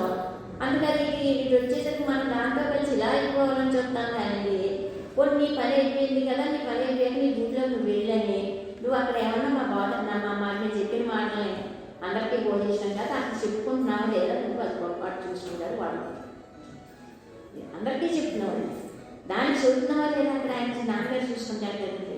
నీ పని అయిపోయింది అది అందుకు వ్యవహారానికి అవసరం నుండి ఉంచుకోమన్నారు మనసు. నేను ఒక అదే అదే మరి అదే నువ్వనుకున్నావు కదా, అదే నువ్వనుకున్నంత కాలం దాని జోలికి వచ్చి మేము ముట్టుకోం. అదే నువ్వనుకున్నప్పుడు బలవంతాన్ని మేము పచ్చికాయ ప్రబంధాలు అంటాము, అదే నువ్వనుకున్నాను. అది నువ్వు కాలంలో సబ్జెక్ట్ తెలియజేసేదంతా మొత్తం సబ్జెక్ట్ ఎన్ని సంవత్సరాలు చెప్పిన ఏది చెప్పి శ్రవణం చేసింది ఏంటంటే ఆ మనసు మనం అనుకుంటాను. అదేం భావన వ్యక్తి భావన నేననే కలంలో అన్నింటి సత్తులతోటి సపరేట్ అయ్యడం రాత్రి శిక్షాంశంలో ఉన్నామని ఉన్నాను. అక్కడి నుంచి ఏదో వస్తానండి, అది అది ఒక తప్పు భగవంతుడు ఎలా వచ్చాడంటాడు, నువ్వెవరో నీకు తెలియదు, అది సరే విషయం అనమాట. అలా నేనే తలకు వస్తానండి, వచ్చి దేహం నువ్వని తెలియజేస్తాను. దేహం నువ్వని తెలియజేస్తానంటే అది అది నేనేమో దేహం నువ్వు కాదని నేను చెప్పానంటారు నాన్నగారు. శ్రవణం చేసుకున్నావు కదా, దేహం నువ్వు కాదని నేను చెప్పాను, నా మాట దేహం నువ్వని తెలియజేస్తాను. ఇద్దరిలో ఎవరి మాట నమ్మాలో ఒకసారి అక్కడ నాకు సెకను పొద్దున్నే నిద్ర మంచి లేపుకొని లేవగానే ఒక సెకను నిలబడి ఆలోచించారు తెలియదు. అంటే దేహం నువ్వని తెలియజేస్తే దేహం నువ్వని నువ్వు తెలియజేస్తున్నావు, దేహం నువ్వు కాదని మరి అక్కడ నాన్నగారు నాకు చెప్పారు. ఇప్పుడు ఇద్దరిలో ఎవరి మాట నమ్మాలి, అది ఎవరి మాట నమ్మాలి, అందు గురించి ఏమో దీని మాట నమ్మకపోతే ఇది ఊరుకోదండి, నాన్నగారి మాట నమ్మకపోతే మళ్ళీ నాన్నగారు ఊరుకోవాలి. మీటింగ్కి వచ్చేది ఎవరు మాట నమ్ముతాం దాన్ని మాట్లాడుకుని వెళ్ళిపోతాం, మేము ఈ జోలికి వెళ్ళిపోతాం ఉంటున్నాం కదండి. అది అందుకు ఏమీ అక్కలేదు. అక్కడే చిజ్జడికి రెండంటే కూడా ఏదో పెద్ద గొడవ అడాడి పెట్టేసుకోవట్లేదు. అక్కడ దేహంతో నీ ముడి ఏర్పడుతుంది. మరి ఇప్పుడు దాంట్లో దేహం నువ్వు కాదని నాకు తెలియజేశారు కదా, తెలియజేశాక దేహం నువ్వని చెప్తున్నావేంటి అని మా మాటను అక్కడ జ్ఞాపకం చేసుకుంటే ముడి లూజ్ అవుతుందండి. మమ్మల్ని జ్ఞాపకం చేసుకున్నది అది చిన్న విషయం కదండి. అక్కడ పెద్ద సాధనలో చెప్పాలి జాలాలు ఏమన్నా ఉన్నాయంటే ఏమి లేవుదండి. ఊరికే మాటలు తీసుకుని నాకు నాన్నగారు అలా చెప్పారు, నువ్వు ఇలా చెప్తున్నావు, ఎవరి మాట నమ్మాలి అని నా మాటలు తీసుకుంటే అప్పుడు నువ్వు జాగ్రత్తగా ఆ మాటలు వాడుకుంటున్నావు కానీ ఆసక్తితో వాడుతున్నావు. ఇటు బయట ఆసక్తి లేకుండా అదే మాటలు వాడుకుని చూడు, ఆసక్తి లేకుండా చూసుకో. అదే ఆసక్తి లేకుండా అదే మాటలు కానీ నువ్వు వాడుకుని చూసుకుంటే ఆ మాట నీకు ఖడ్గంగా ఉపయోగపడుతుంటే అప్పుడు మమ్మల్ని అని చెప్పి మరి నువ్వు అలా చేసుకుంటున్నావు. కొన్ని అలా చెప్తే అలా ఉంటే గుర్తు చేసుకుంటున్నావు ఒకసారి, అలా గుర్తు చేసుకున్నావు లూజ్ అవుతుంది. ఆ ముడి లూజ్ చేసేస్తాడు, అది లూజ్ చేస్తే నువ్వు ఉప్పేసుకోవచ్చు దేనికి అని. అంటే ఏ కోణంగా చూసినా ఎవరికి ఏం అన్ని చూసుకుంటున్నాడు కదా, ఆయన్నే ఆరాధన చేస్తున్నాం. విశ్వాసం కూడా ఆయన్నే ఆడిస్తున్నారు, ఆయన్నే ఎంజాయ్ చేస్తున్నారు, ఆయనే స్వరూపంగా అనుభవంలోకి వస్తున్నారు. ఎంత అనిపించేదంతా ఆయన వైపుని అనుభవించి చేసేసుకుని నీకు మనస్సును ఉంచుకోవడం అవసరం లేదా చూసుకోమని. నీకు మనస్సు అవసరం లేదు, నువ్వు నేననుకున్నానని ఇంతకాలం నుంచి నువ్వు నేను కాదు, నీ అవసరం లేదు అనేటువంటి స్థితి, ఆ పరిస్థితి నీకు తీసుకొచ్చి ఇటుకామ మీద ఇటుకామ ఉంటుంది. ఇటుకామకి కింద నిప్పు పండించాక ఆ ఇటుకామ మీద కూర్చున్న మనిషి బాబు కిందకి దిగడానికి ఎవరన్నా పిలవక్కర్లేదు. ఆడు కింద వేడి భరించాక అదంతా ఆడే భయపెడతాడు.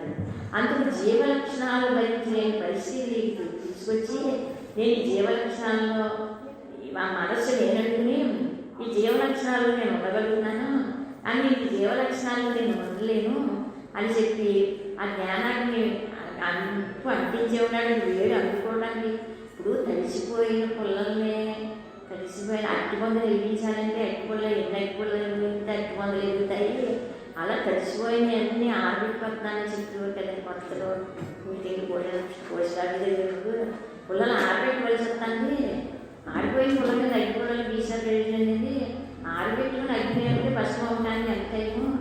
అలాగే అన్నీ తెలియజేసి తీసుకొచ్చి ఇప్పుడు భగవంతుడు అప్పుడు నీకు దాని అవసరం నీ అవసరం నాకు లేదు అనేటువంటి పరిస్థితి తీసుకొచ్చి అందు గురించి తీసుకొచ్చి నువ్వు లేకపోయినా నేను ఉండగలను అనే పరిస్థితి తీసుకొచ్చి భగవంతుడు ఆ పరిస్థితి తీసుకొచ్చి అప్పుడు ఆ మనసులోంచి మీ మనసులో నేను ఈ జీవలక్షణాలని మనసులోని ఇంకా వంటించే రకాలు కూర్చుంటాడు ఇంకా వంటించండి ఇంకా మంచి కూర్చుంటే రకాలు కూర్చుంటాడు. అలా జ్ఞానాన్ని అందుకున్నాక ఆ చెప్తుంటే నా మనసులో ఉండలేని పరిస్థితి ఆయనే తీసుకొచ్చుకుంటాను. మనసులో ఉండలేని పరిస్థితి ఆయనే తీసుకొచ్చి బాబు నేను ఉండలేనని చెప్పి దిగి అడగడాలు వచ్చేటట్టు అలా అలా నేను తీసుకుని అలా తీసుకున్నాను జ్ఞానాన్ని. ఆ రకంగా నేను ఆ పనంతా ఆయన చూసుకుంటాను దాన్ని. కానీ ఇప్పుడు ప్రస్తుతానికి అవసరం లేదంటే నీకు నీ మనసు ఉంచుకోవాలని ఉంటాను. మనిషిని అవసరార్థమైనా వాడుకుంటాం కానీ ఎవరు ఉంటారు ఎవరు మనిషిని పోనీ ఏదో కొంత అవసరార్థం వాడుకుని కొన్ని తర్వాత దాన్ని ఏమో మళ్ళీ ఇద్దరు ఉండాలి కదండి, దేవుడు ఉండాలి మనం ఉండాలి కదండి. అందుకు ఆయన్ని అలాగా మళ్ళీ ఆయన పని ఆయన ఆయన పట్ల భక్తి కలిగి ఉండు ఇవన్నీ దాన్ని చెప్పుకుంటూ కానీ లోకంలోకి వెళ్ళి తీసుకొచ్చి ఉండు ఇలా కాలక్షేపం చేయడం మనకి అలవాటు అయింది కదండి. ఇలా కాలక్షేపం చేయడం అలా అలవాటు అయింది కనుక అందుకు ఇలా సరిగా చేయగా అందుకు నా ఎంత నేను స్వరూపంగా అనుకూలంగా రావాలని 100% 90% కూడా కాదన్నారు. ఆ పని మాత్రాన్ని పంపించి పెట్టేమన్నారు. అంటే ఇప్పుడు ఏయో మనం మంచి పనులు అయ్యి చేస్తున్నాం కాదు. సార్ అయ్యగారు ఇంటి దగ్గర కూర్చున్నారు అంటే ఒక్కో మాట గంభీరమైన మాట చెప్తే అది ఏంటంటే మామూలుగా ఒక ప్రధాన అసలు సృష్టిలో ఎవ్వరూ చేయలేనటువంటి ఘనకార్యాలన్నీ ఒక సృష్టిలో దానాలు ధర్మాలు యజ్ఞాలు యాగాలు అసలు మామూలు పనులు కాదండి. ఈ ప్రకృతిలో సృష్టిలో ప్రపంచంలో ఎవ్వరూ చేయలేనటువంటి మంచి పనులు ఒక మనిషి చేస్తున్నారు. ఏ ప్రధానమంత్రి ముఖ్యమంత్రులు అసలు సృష్టిలో ఎవరో చేస్తున్నారు అనుకోండి. అన్ని సృష్టి ప్రపంచం అంతా సృష్టి అంతా కూడా దాన ధర్మాలు చేసి అంత మంచి పనులు చేస్తారు అనుకోండి. ఎన్ని చేసినా ఎన్ని మన ఉపాధి ద్వారా ఏమంటారు ఎన్ని చేసుకుంటున్నా రానిది ఒకే ఒక టైంలో వస్తుంది. అది గురించి అవన్నీ చేసుకున్నప్పటికీ కూడా అసలు భగవంతుడు అనేవాడు ఒకడు ఉన్నాడు అని చెప్పండి. ఆయన అస్తిత్వం పట్ల ఆయన స్మరణ పట్ల ఆయన ఉనికి పట్ల గుర్తింపు రావడం అనేది ఎన్ని చేసినా రాగలరు. అది మహాత్ముడు సద్పురుషుడు ఒక జ్ఞాని ఒక అవతార పురుషుడు దేహం ధరించి భూమికి వచ్చినప్పుడు ఆయన ప్రెజెన్స్లో మనం కూర్చున్నప్పుడు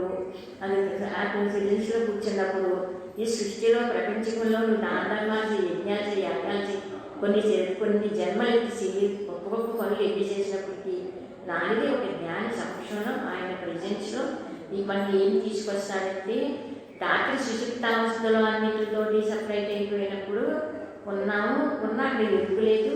ఇప్పుడు జాగ్రత్త అవస్థలో కూడా మొదటి ఎక్కడికి పారుకోలేదు. అది కూడా ఇప్పుడు ఉంది.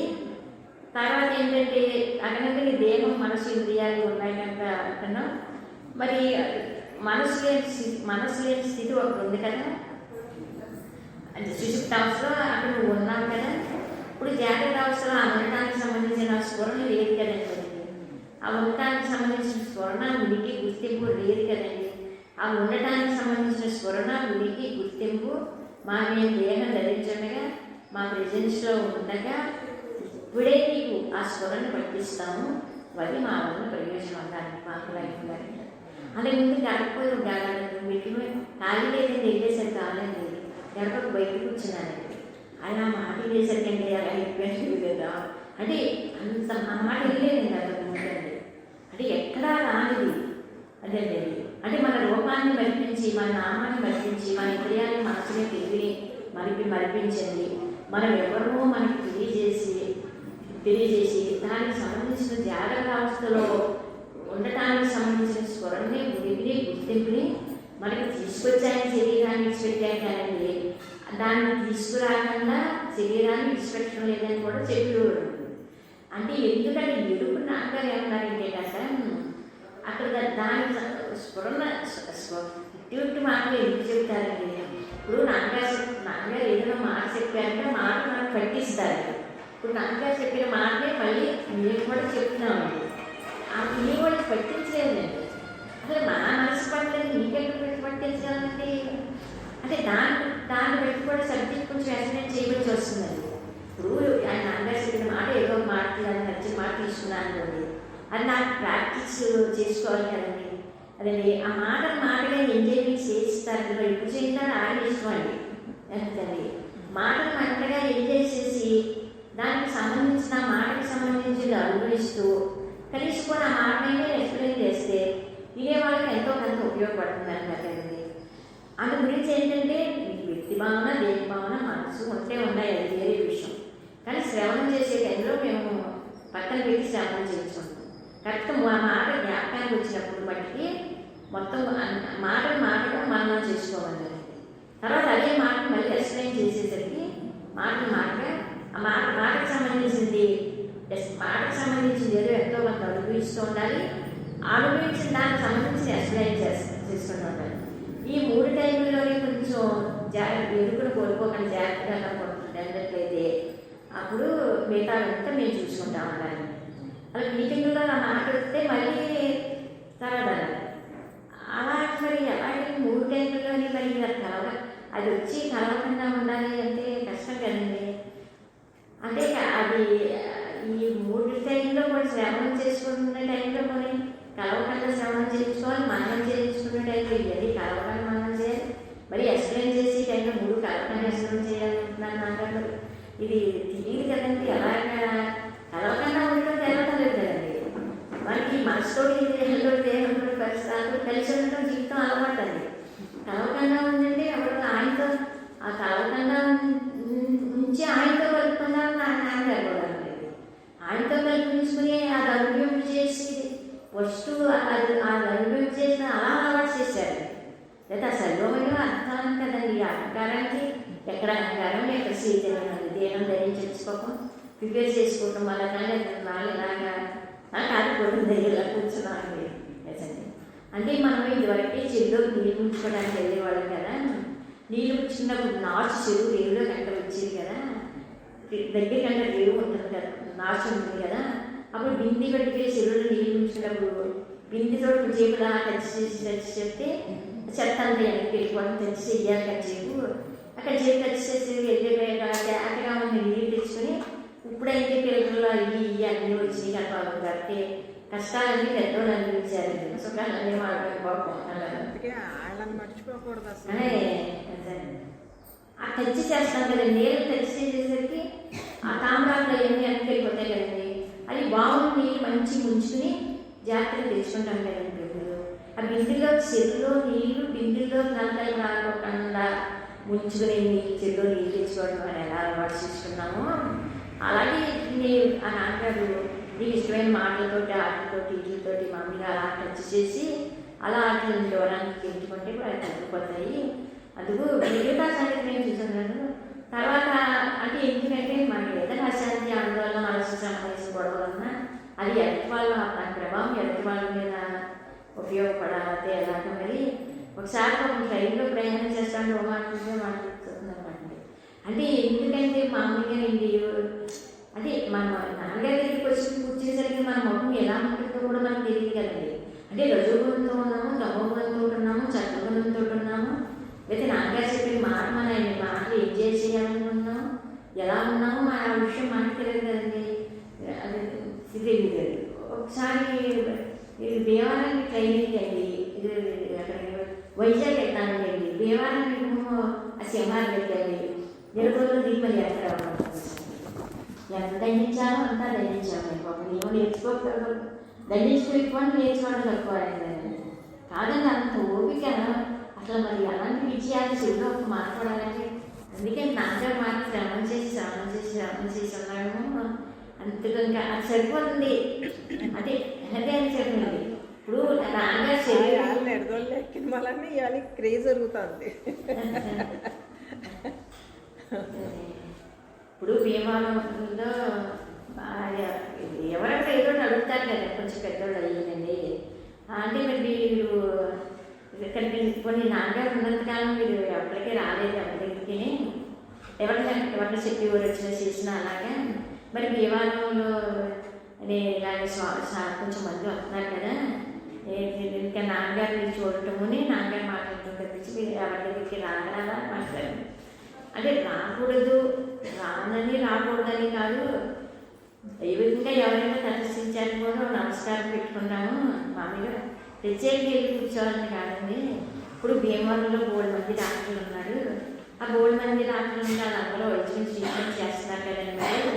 ఏంటండి నా రోగం నివారణకి ఒక డాక్టర్ గారి దగ్గర చూపించుకున్నానండి. ఆ డాక్టర్ గారి దగ్గర చూపించుకుంటే ఆ మందుకి నా రోగం నివారణ అవుతుంది అనుకోండి. ఆ మందులు నాకు నివారణ అవుతా ఉంటే సరిపోతుంది కదండి. నాకు కదా డాక్టర్ గారు సరిపోతారు కదా నా బాడీ మెయింటెన్స్ వైద్యానికి. మరి నివారణలో డాక్టర్ అందరికీ చూపించుకోవాలంటే ఎలా ఉంటుందండి. అందుకు నేను తరించడానికి, నా వరకు నేను తరించడానికి ఈ జన్మ కాలంలో కొన్ని జన్మల తర్వాతైనా నాన్నగారు రూపం, నా అమ్మ మాటలు, నాన్నగారు సబ్జెక్టు నాకు సరిపోవాలని తరించడానికి మామూలుగా ఏదైనా అనుమానం సందేహం అండి.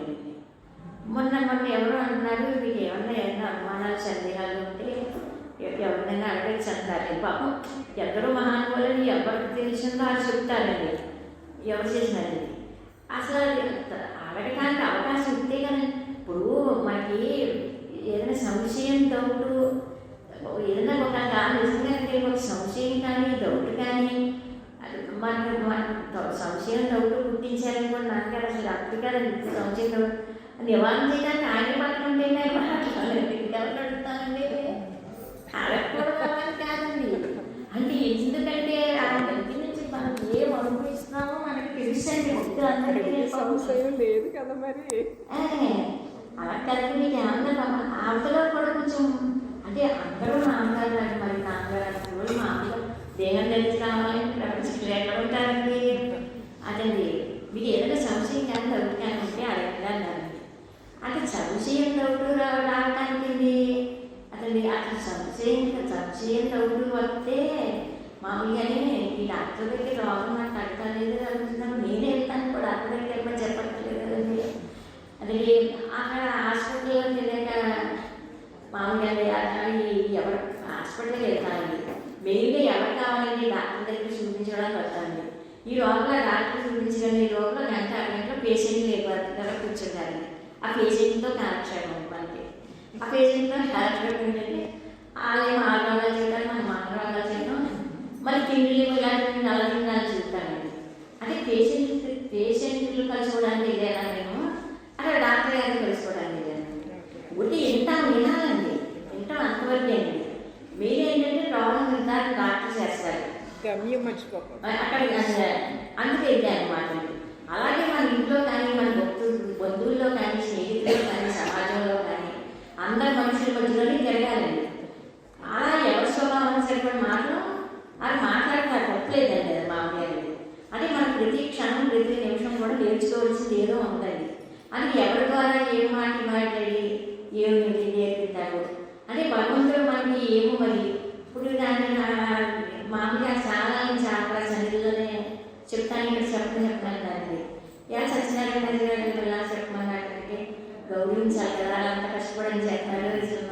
సీపాలని అక్కడికి ఇక్కడికి ఏది చేయాలా ఎలా అంటున్నారు. సరే మనం అంటే ఎందుకంటే ఎవరి ద్వారా ఏం మాట్లాడించి అక్కడికి ఇక్కడికి తేడా లేదని మనం మరి ఏదో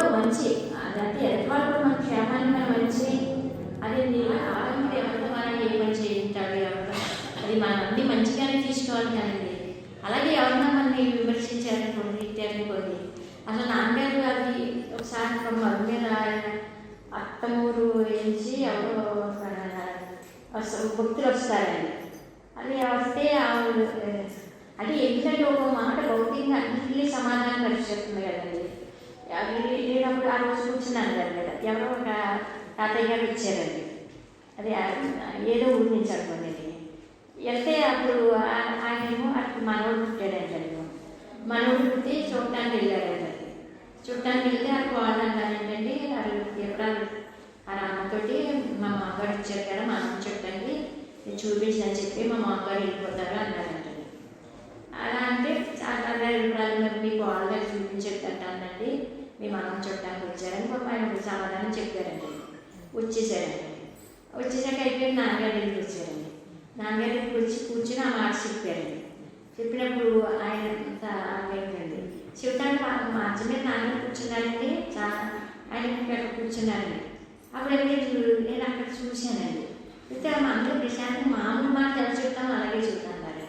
అక్కడ భక్తులు ఉన్నారండి పడుకున్న మీదండి. అప్పుడు నాన్నగారు అన్నారు ఒకసారి ఆయన ముఖం కూడా చూడాలమ్మా, మాటే కాదు ఆయన ముఖం ఎంత సాత్వికంగా ఉందో. అది మామూలు ఇంట్లో ఎప్పుడు ఇంతకు ముందు ఎలా మాట్లాడేవారు. మా మనవడు పుట్టాడని చెప్తున్నారండి. వెళ్ళాను చూడటానికి వెళ్ళాను, మా కాళ్ళు చూపించదు దగ్గర చూపించలేదు, తిరిగి వచ్చేసాను అని సమాధానం చెప్తారమ్మా. అదుకోమంటే మనకి సాత్విక బుద్ధి ఉండి అలా సమాధానం చదివి నిలబెట్టుకోవాలి. అలా సమాధానం పడాలమ్మా మన జీవితంలో కొన్ని పరిస్థితుల్లో మొఖం బేర పువ్వులే ఉండాలి, ఆనందంగా ఉండాలి అని చెప్పి ఆయన సాత్వికుడు. అంతేగాని అక్కడ మొఖంలో ఇంత వికారం రాలేదు. అది శుద్ధ సత్వానికి గుర్తు అని చెప్పండి. ఆయన చేయండి వెళ్ళి పంపించారండి.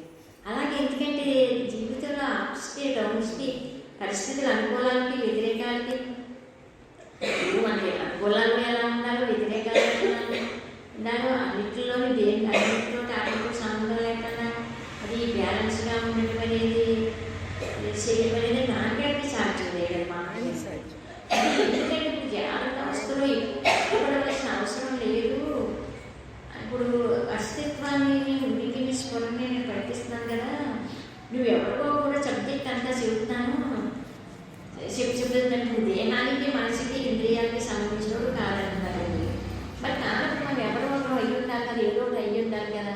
కొన్ని ఉన్నది అనుభవంలో ఉందంటే లేదు, ఉన్నది అనుభవంలో లేకపోయినప్పటికీ కూడానండి ఉన్నదాని గురించి చెప్పి ఉన్నదాని గురించి శ్రవణం చేసి ఉన్నదానికి మననం చేస్తూ ఆ అనుగ్రహంలోనే మనని అదే అనుభవించేటట్టుగా అలా మరి గురువు చూసుకుంటానని చెప్పి అలా చేసుకొస్తున్నారు కదండి మనందరినీ. మరి అలాగే చేస్తాను కదండి. నువ్వు ఆ ఉండటానికి సంబంధించిన ఎరుకును బట్టి కోరుకోవచ్చు. నువ్వు ఇప్పుడు జాగ్రత్తగా కూడా అంటే కృష్ణుడు భగవద్గీతలో ఏమని చెప్పాడంటే నేను అంతర్యామిగా ఉన్నాను, నీలో ఉన్నాను, నాలో ఉన్నాను, అంతా ఉన్నానని చెప్పాడు కదండి. కనీసం చూడలేనిచ్చే గౌరవం కూడా భగవద్గీత ఇవ్వాలి కదా. అయ్యో భగవంతుడా నువ్వు నా హృదయంలో అంతర్యామిగా ఉన్నానని చెప్పావు, అనేది నా హృదయంలో అంతర్యామిగా ఉన్నానని చెప్పి మాట ఇచ్చిపెట్టేస్తున్నాను. నా హృదయంలో ఉన్న నువ్వెవరో నాకు తెలియటం లేదని చెప్పి కూడా మాటలు జ్ఞాపకం చేసుకుంటే ఎలా ఉంటుంది తెలియచూస్తారు. శుభలేఖనించి గౌరవం కూడా భగవద్గీతలో భగవంతుడు అంటే ఎవరైనా పెళ్లి శుభలేఖనిస్తే అలా 4 రోజులు ఇంట్లో పెట్టి ఎలా అని గుర్తుపెట్టుకుంటున్నారు కదా. ఆ గౌరవం ఈ సాగుకోసారి కృష్ణుడు చెప్పిన మొదటి మాటకి నేను హృదయాల్లోని అంతర్యామిగా ఉన్నాను మొదటి మాటకి. అది ఎక్కడ ఆశ్రమంలో చెప్పారండి. ఆ మాత్రం గౌరవం చాలు భగవంతుడికి, ఎక్కువ కూడా కలలేదన్నమాట ఆ మాట. అలాగే నువ్వు దైనందిన జీవితంలో నీకు సత్వగుణం వచ్చినప్పుడు అనుగ్రహం వచ్చినప్పుడు ఇవన్నీ ఎందుకు వస్తాయి అంటే నువ్వు ఎవరికి సంబంధించిన వాడు తెలియజేయడానికి వస్తున్నాను.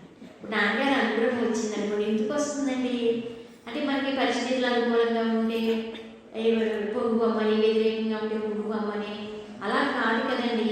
అంటే అన్ని పరిస్థితుల్లోని కూడా నువ్వు దేహానికి మనసుకి ఇంద్రియానికి సంబంధించినవాడు కాదు, నువ్వు ఉండటానికి సంబంధించినవాడు అని గురించి అది వచ్చి దానికి సంబంధించిన ఎరుకను కోల్పోకుండా చూసుకునేటట్టు చేసి చూస్తుంది కదండి. ఇప్పుడు ప్యూరిటీ మనం సంపాదించాలనుకుంటే ఏమైనా అనుకోవచ్చండి. అంటే 100% నేను 99% 100% అంటే ప్యూర్ లవ్ని మీ భక్తులందరికీ పంపిస్తాను. నేను ప్యూర్ లవ్ని మా దగ్గర నుంచి అంత దయా ప్రేమ అనుగ్రహం ఎంత ప్యూర్ లవ్వే కదండి. అది ఎందుకు వస్తానండి మేము ఎందుకు పంపిస్తున్నాము అదే ఎందుకు పంపిస్తానంటే నీ మనసు పూజ జపం ధ్యానం చాలాలు ఇలా ఏదో చేస్తాను చేసుకోమని విడిచిపెట్టమని కాదు. మనసు చేసి ఒక కాలంలో చేస్తాను, ఇంకో కాలంలో చేస్తాను, ఇంకో కాలంలో ఫలితం వస్తుందండి. కాలక్రమంలో రెండు కొట్టాయి అది మామూలుగా అండి. మరి రెండు కొట్టుకెళ్ళిపోతాయి. అవి నువ్వు ఎవరికో తెలియజేశాను కదా మా మనసు ఎందుకు వస్తాను, నేను ప్యూర్ లవ్ ఎందుకు పంపిస్తున్నాను అంటే నీ ప్యూరిటీ ఇవ్వటం కోసం. అంటే ప్యూరిటీ పట్టుకుంటూ మీరు నా స్వరూపాన్ని నేను స్వరూపంగా నేను అనుభవంలోకి రావాలి అని చెప్పండి. వాటి ప్యూరిటీ మా దగ్గర నుంచి ప్యూర్ లవ్ వచ్చి మీకు ప్యూరిటీ ఇస్తుంది అనమాట. ఆ ప్యూరిటీ మేము ఇచ్చిన ప్యూరిటీ ఉంది కదా మీ దగ్గర, ఆ ప్యూరిటీగా ఉండు. మళ్ళీ మనసుతో కలిసిపోయి ఇంద్రియాలతో కలిసిపోయి నీ తెలివితోటి కలిసిపోయి అలకలంలో అయిపోతావు అనమాట. అలా ఎందుకంటే నువ్వు ఎవరికో చెప్పి దానికి సంబంధించిన వాటిని తెలియజేస్తూ నువ్వు జాగ్రత్త అవస్థకు మధ్యన కానీ కొంచెం ఎప్పుడు కోల్పోకుండా ఇవన్నీ మన ఉపాధి ద్వారా లేని ద్వారా అన్నీ జరుగుతున్నాయి. ఇవన్నీ జరిగితే చెయ్యాలండి. బద్దకం స్వామర్థాన్ని పనికిరాదు. అంటే మరి చెయ్యకపోతే ఎవరు చెప్తానంటే ఎవరికి ఏ పని చేశాడో వాళ్ళ ద్వారా ఆ పని చేస్తూ కేటాయించేస్తూ అక్కడ ఆసక్తి ఏర్పడినవాడండి. ఇప్పుడు మీకు నాకు మధ్యన నాన్నగారు సబ్జెక్ట్స్ చెప్పుకుంటున్నామంటే మీతో నాకు అటాచ్మెంట్ ఏర్పడకూడదండి, నాతో మీకు అటాచ్మెంట్ ఏర్పడకూడదండి. ఇద్దరికి నాన్నగారితో అనుబంధం అటాచ్మెంట్ ఏర్పడడానికి ఆయన చెప్పిన మాటలు మన ఇద్దరికి సమానంగా ఉపయోగపడాలండి. అలా ఉభయకాలంగా మనం బాగుపడాలనుకుంటారు కదండి. నాన్నగారు విడిచిపెట్టేసేయండి, నాలుగు మాటలు చెప్తామని చెప్పి అటాచ్మెంట్ పెట్టుకోవడానికి వ్యక్తి భావన దేని భావన బాగలేదు కదండి. అంటే మన బ్రెయిన్లోకి నాన్నగారు ఏమిటో చూసుకోగలండి. మనకి అన్ని ఈ టీవీలు ఈ లేనప్పుడేమో ఏమని ఎప్పుడు అది ఉన్నాయి మనకి లేవు ఎప్పుడు వస్తాయి అనుకోండి. అది వచ్చేటండి వచ్చి పోని బాగానే ఉంది అనుభవించాలనేసరికి అంటే రామాయణం గురించి భాషల గురించి భాగవతం గురించి టీవీలో చెప్తున్నారు. టీవీలో రామాయణం చూస్తావు ఎప్పుడైనా అడిగారండి. అది చూడటానికి ఎప్పుడైనా చూడాలండి. చూడండి చూడద్దని కాదు, అంటే మామూలుగానే కొంచెం తక్కువ టైం సరిపోతుంది. అది టీవీలో రామాయణం భాగవతం ఇవి వచ్చినాయనుకో నీకు రామాయణం గురించి భారతం గురించి భాగవతం గురించి హిస్టరీ తెలుసాను. అంటే రామాయణ హిస్టరీ ఉంది కదండి, రాముడు పుట్టిన కలిసి భగవాన్ అంటే ఆ హిస్టరీ విన్నాను అంటారు రామాయణం గురించి. అదే నేను భారతం గురించి కూడా హిస్టరీ అంటే పెద్దవాళ్ళు చెప్తామంటే విన్నాను, అలా తెలుసాను. అంటే హిస్టరీ కానీ తెలిపితే భారతం రామాయణ భాగవతం చదవాలి. వాళ్ళ పట్ల భగవంతుడి పట్ల భక్తి ఏర్పడటానికి హిస్టరీ తెలిపితే సరిపోతుందమ్మా. ఇప్పుడు ఒక పని చేయాలి ఎందుకంటే చూడద్దు అలాని కాదు. మరి ఇప్పుడు రాముడు హిస్టరీ తెలుసు కదా. ఇప్పుడు భగవాన్ ఉన్నారనుకో, రామకృష్ణుడు ఉన్నారనుకో, ఇప్పుడు ఈ మధ్యకాలంలో వచ్చిన వాళ్ళు ఉన్నారనుకో, వీళ్ళు ఫోటోగ్రాఫర్కి అందారు, భగవాన్ ఫోటోగ్రాఫర్కి అందారు, రామకృష్ణుడు అందాడు అలాగన్నది. మరి ఆ రామాయణం చూసినప్పుడు రాముడు యాక్చువల్లీ కదా మామూలుగానే మరి టీవీ చూసామనుకో 10 నిమిషాలు అయ్యి నీకు తర్వాత ఆ రాముడు టీవీలో చూసిన ఆ రాముడు నీ జ్ఞాపకంలో ఉన్నాడనుకో, దాంట్లో నీకు మనసు అయింది కాదు. నీకు నీ జ్ఞాపకంలో ఎవరున్నా పర్వాలేదు, వారు అహంకారం లేని వాళ్ళు అయ్యంటే నీ కాలం ఇప్పుడు సద్వినియోగం అని చెప్పారు. అక్కడి నుంచి కొంచెం తగ్గి లేని భగవంతుడా లేనప్పుడు లేదన్నా టీవీ లేవు అలాంటి టీవీ ఉన్నాయి, మన టీవీ లేదు ఎప్పుడు వస్తున్నాను టీవీ అన్నీ అంటే దైవికంగా అదృష్టం ఏంటంటే అండి భగవంతుడు ముందు ఆయన తర్వాత భౌతికం అండి అభివృద్ధి లెక్కెత్తే ముందేమో ఆయన చొరబడ్డారు. ఆయన చొరబడడం వల్ల ముందు జ్ఞాన దర్శనం అయిందనుకోండి, ఆయన సహవాసం ఆయన మాటలు శ్రవణం మనకి అది అలా అనుకోండి. అయితే మరి అక్కడ మామూలు పుష్టు తిరాణాలు భౌతికంగా అనుకుందాం అనుకునేసరికి మామూలుగా అది చూడకపోతుంది. మరి ఆ టీవీలో చూసిన రాముడిని జ్ఞాపకం వస్తాడని అడిగారండి. మరి ఎక్కడన్నా వస్తాను కదండి అని ఎవరికి జ్ఞాపకంలో ఉన్నా పర్వాలేదు నీకు అది అండి. అలాగప్పుడు నేను మీ జ్ఞాపకంలో ఉండకూడదండి నాన్నగారు అని. ఎందుకంటే మీరు నా జ్ఞాపకంలో మనలో కూడా అలాగండి అటాచ్మెంట్ చర్చలు అనుబంధాలు ఆసక్తులు పెట్టుకోకుండా ఉంటే నాన్నగారు మాట అలాగే శ్రవణం చేసుకుని ఉన్నాం కదండి. ఆ మాట ఆయుధంలాగా ఇంకా ఏమి నీకు అసహకారం ఉన్నా పర్వాలేదు. నీకు అసహకారం క్వారీ చేసిన బాంబులాగా ఉన్నా అది ఎంత పని చేస్తుందో తెలుస్తుంది. చాలా ప్రాక్టికల్స్గా నీకు నచ్చిన మాట ఏదో ఒకటి చూసుకుంటూ ఉంటామా. అందుకనే అంటే ఆ రాముడు జ్ఞాపకంలోకి రావడం హిస్టరీ తెలుసు కదా రాముడి గురించి. రాముడు రూపం కృష్ణుడు రూపం హిస్టరీని అంటలేదు అన్నప్పుడు అది కాదండి. అంటే వాళ్ళ యొక్క వైభవాన్ని బట్టి అంటే రాముడు అంటే ఇలా ఉంటాడు, కృష్ణుడు అంటే ఇలా ఉంటాడు అని వర్ణించారు కదా. ఆ వర్ణను బట్టి ఆ రూపం తీసుకొచ్చారు. అలా కాకుండా ఇప్పుడు భగవాన్ చూసుకున్నావు అనుకో, భగవాన్ని జ్ఞాపకంలో ఉన్నానుకో, మరి నువ్వు నాన్నగారి దగ్గరికి వచ్చిన కొత్త టీవీలో చేయలేండి. అప్పుడు భగవాన్ గారి ఫోటోలు ఇచ్చారు కడుపులోకి అవి మరి అవి జ్ఞానాన్ని దారితీస్తున్నామా. అందుకు మైండ్ అంటే కొంతమంది స్త్రీ బట్టలు ఎంత బాగా నీట్గా తెల్లటి స్త్రీ బట్టలు ఎలా పెట్టుకుంటారో అయిన మన మైండ్ ఎప్పుడు స్త్రీ బట్టలు ఉండాలి నీట్గా తెలియ. అలాగే అహంకారం లేని వాడిని ఎవరు మన ఇంటి దగ్గర ఏం చెయ్యక్కర్లేదు, వర్తమాన దేవుని కూడా స్మరించగలరు. అది అహంకారం లేని వాడు మన జ్ఞాపకంలో ఉంటే మన మైండ్ స్త్రీ పడితే అన్నారండి. అదేండి ఇంక ఈ అహంకారం ఈ మసిగుడ్లను అందరినీ ఎక్కడ బుర్రలో పెట్టుకుంటాం. ఇది ఎక్కడ కూడా అంటే ఎందుకంటే మరి స్త్రీ బట్టలు అంటే తెల్లటి స్త్రీ బట్టలు ఎలా ఉంటుందంటే తెల్లటి స్త్రీ బట్టలు పెట్టుకుని మళ్ళీ మా ఇంటికి ఎలాగా ఉండాలంటున్నారని చెప్పి అలా అన్నీ కదండి బయట అండి. మరి ఇది పెట్టుకుని అదండి అంటే జ్ఞాపకంలోనే అంత తేడా వచ్చేస్తుందా అని చెప్పి ఆయన మరి ఆయన ఎక్కడ తీసుకెళ్ళాలనుకుంటున్నారో నాన్నగారు మనకు తెలియదండి. అదండి అక్కడికి తీసుకెళ్ళడానికి ఆయన ప్లాన్, ఆయన ప్రణాళిక, ఆయన ప్రయత్నం అవి ఏంటో కూడా చూపించుకుంటే అసలు నాన్నగారు చేసేదంతా తెలియజేస్తే మనం భరించలేము అసలు.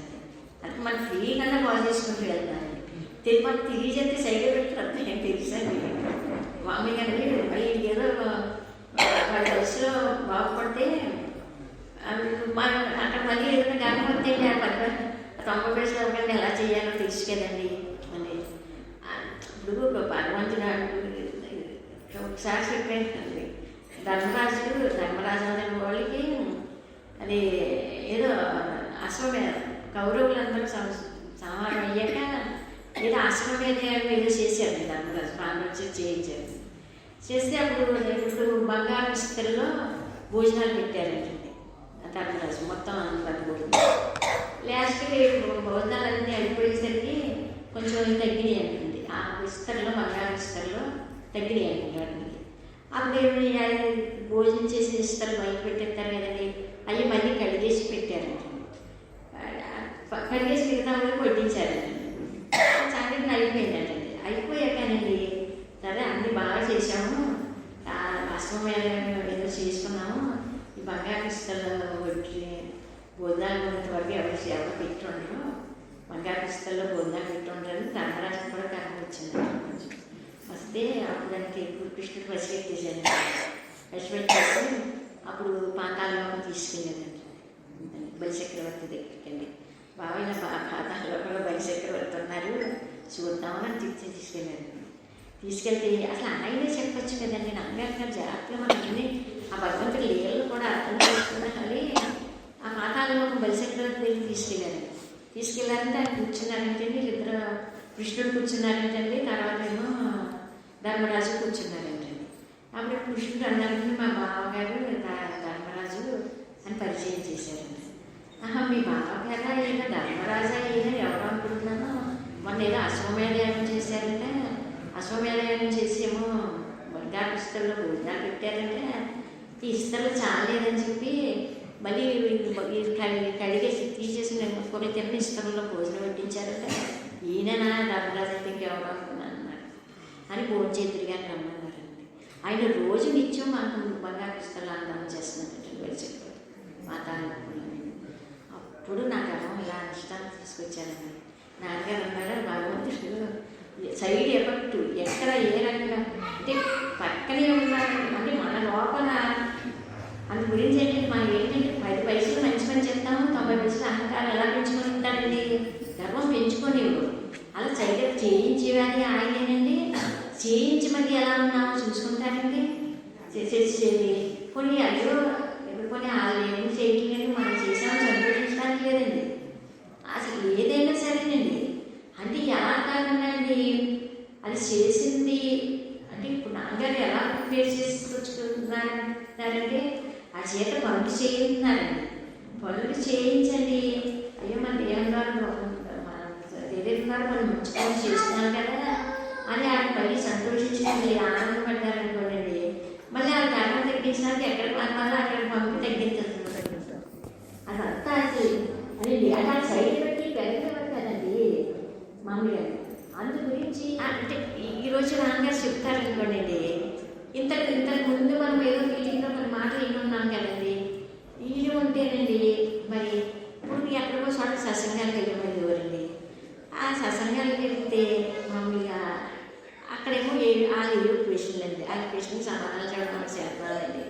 అచ్చండి అది మనకి ఇలాంటి ఏవో నాన్నగారు చెప్పారు మగారు మాటలు ఒకసారి వేసుకుంటే అక్కడ కానీ సమాధానాలు అడుగుతున్నారు లేదేంటండి.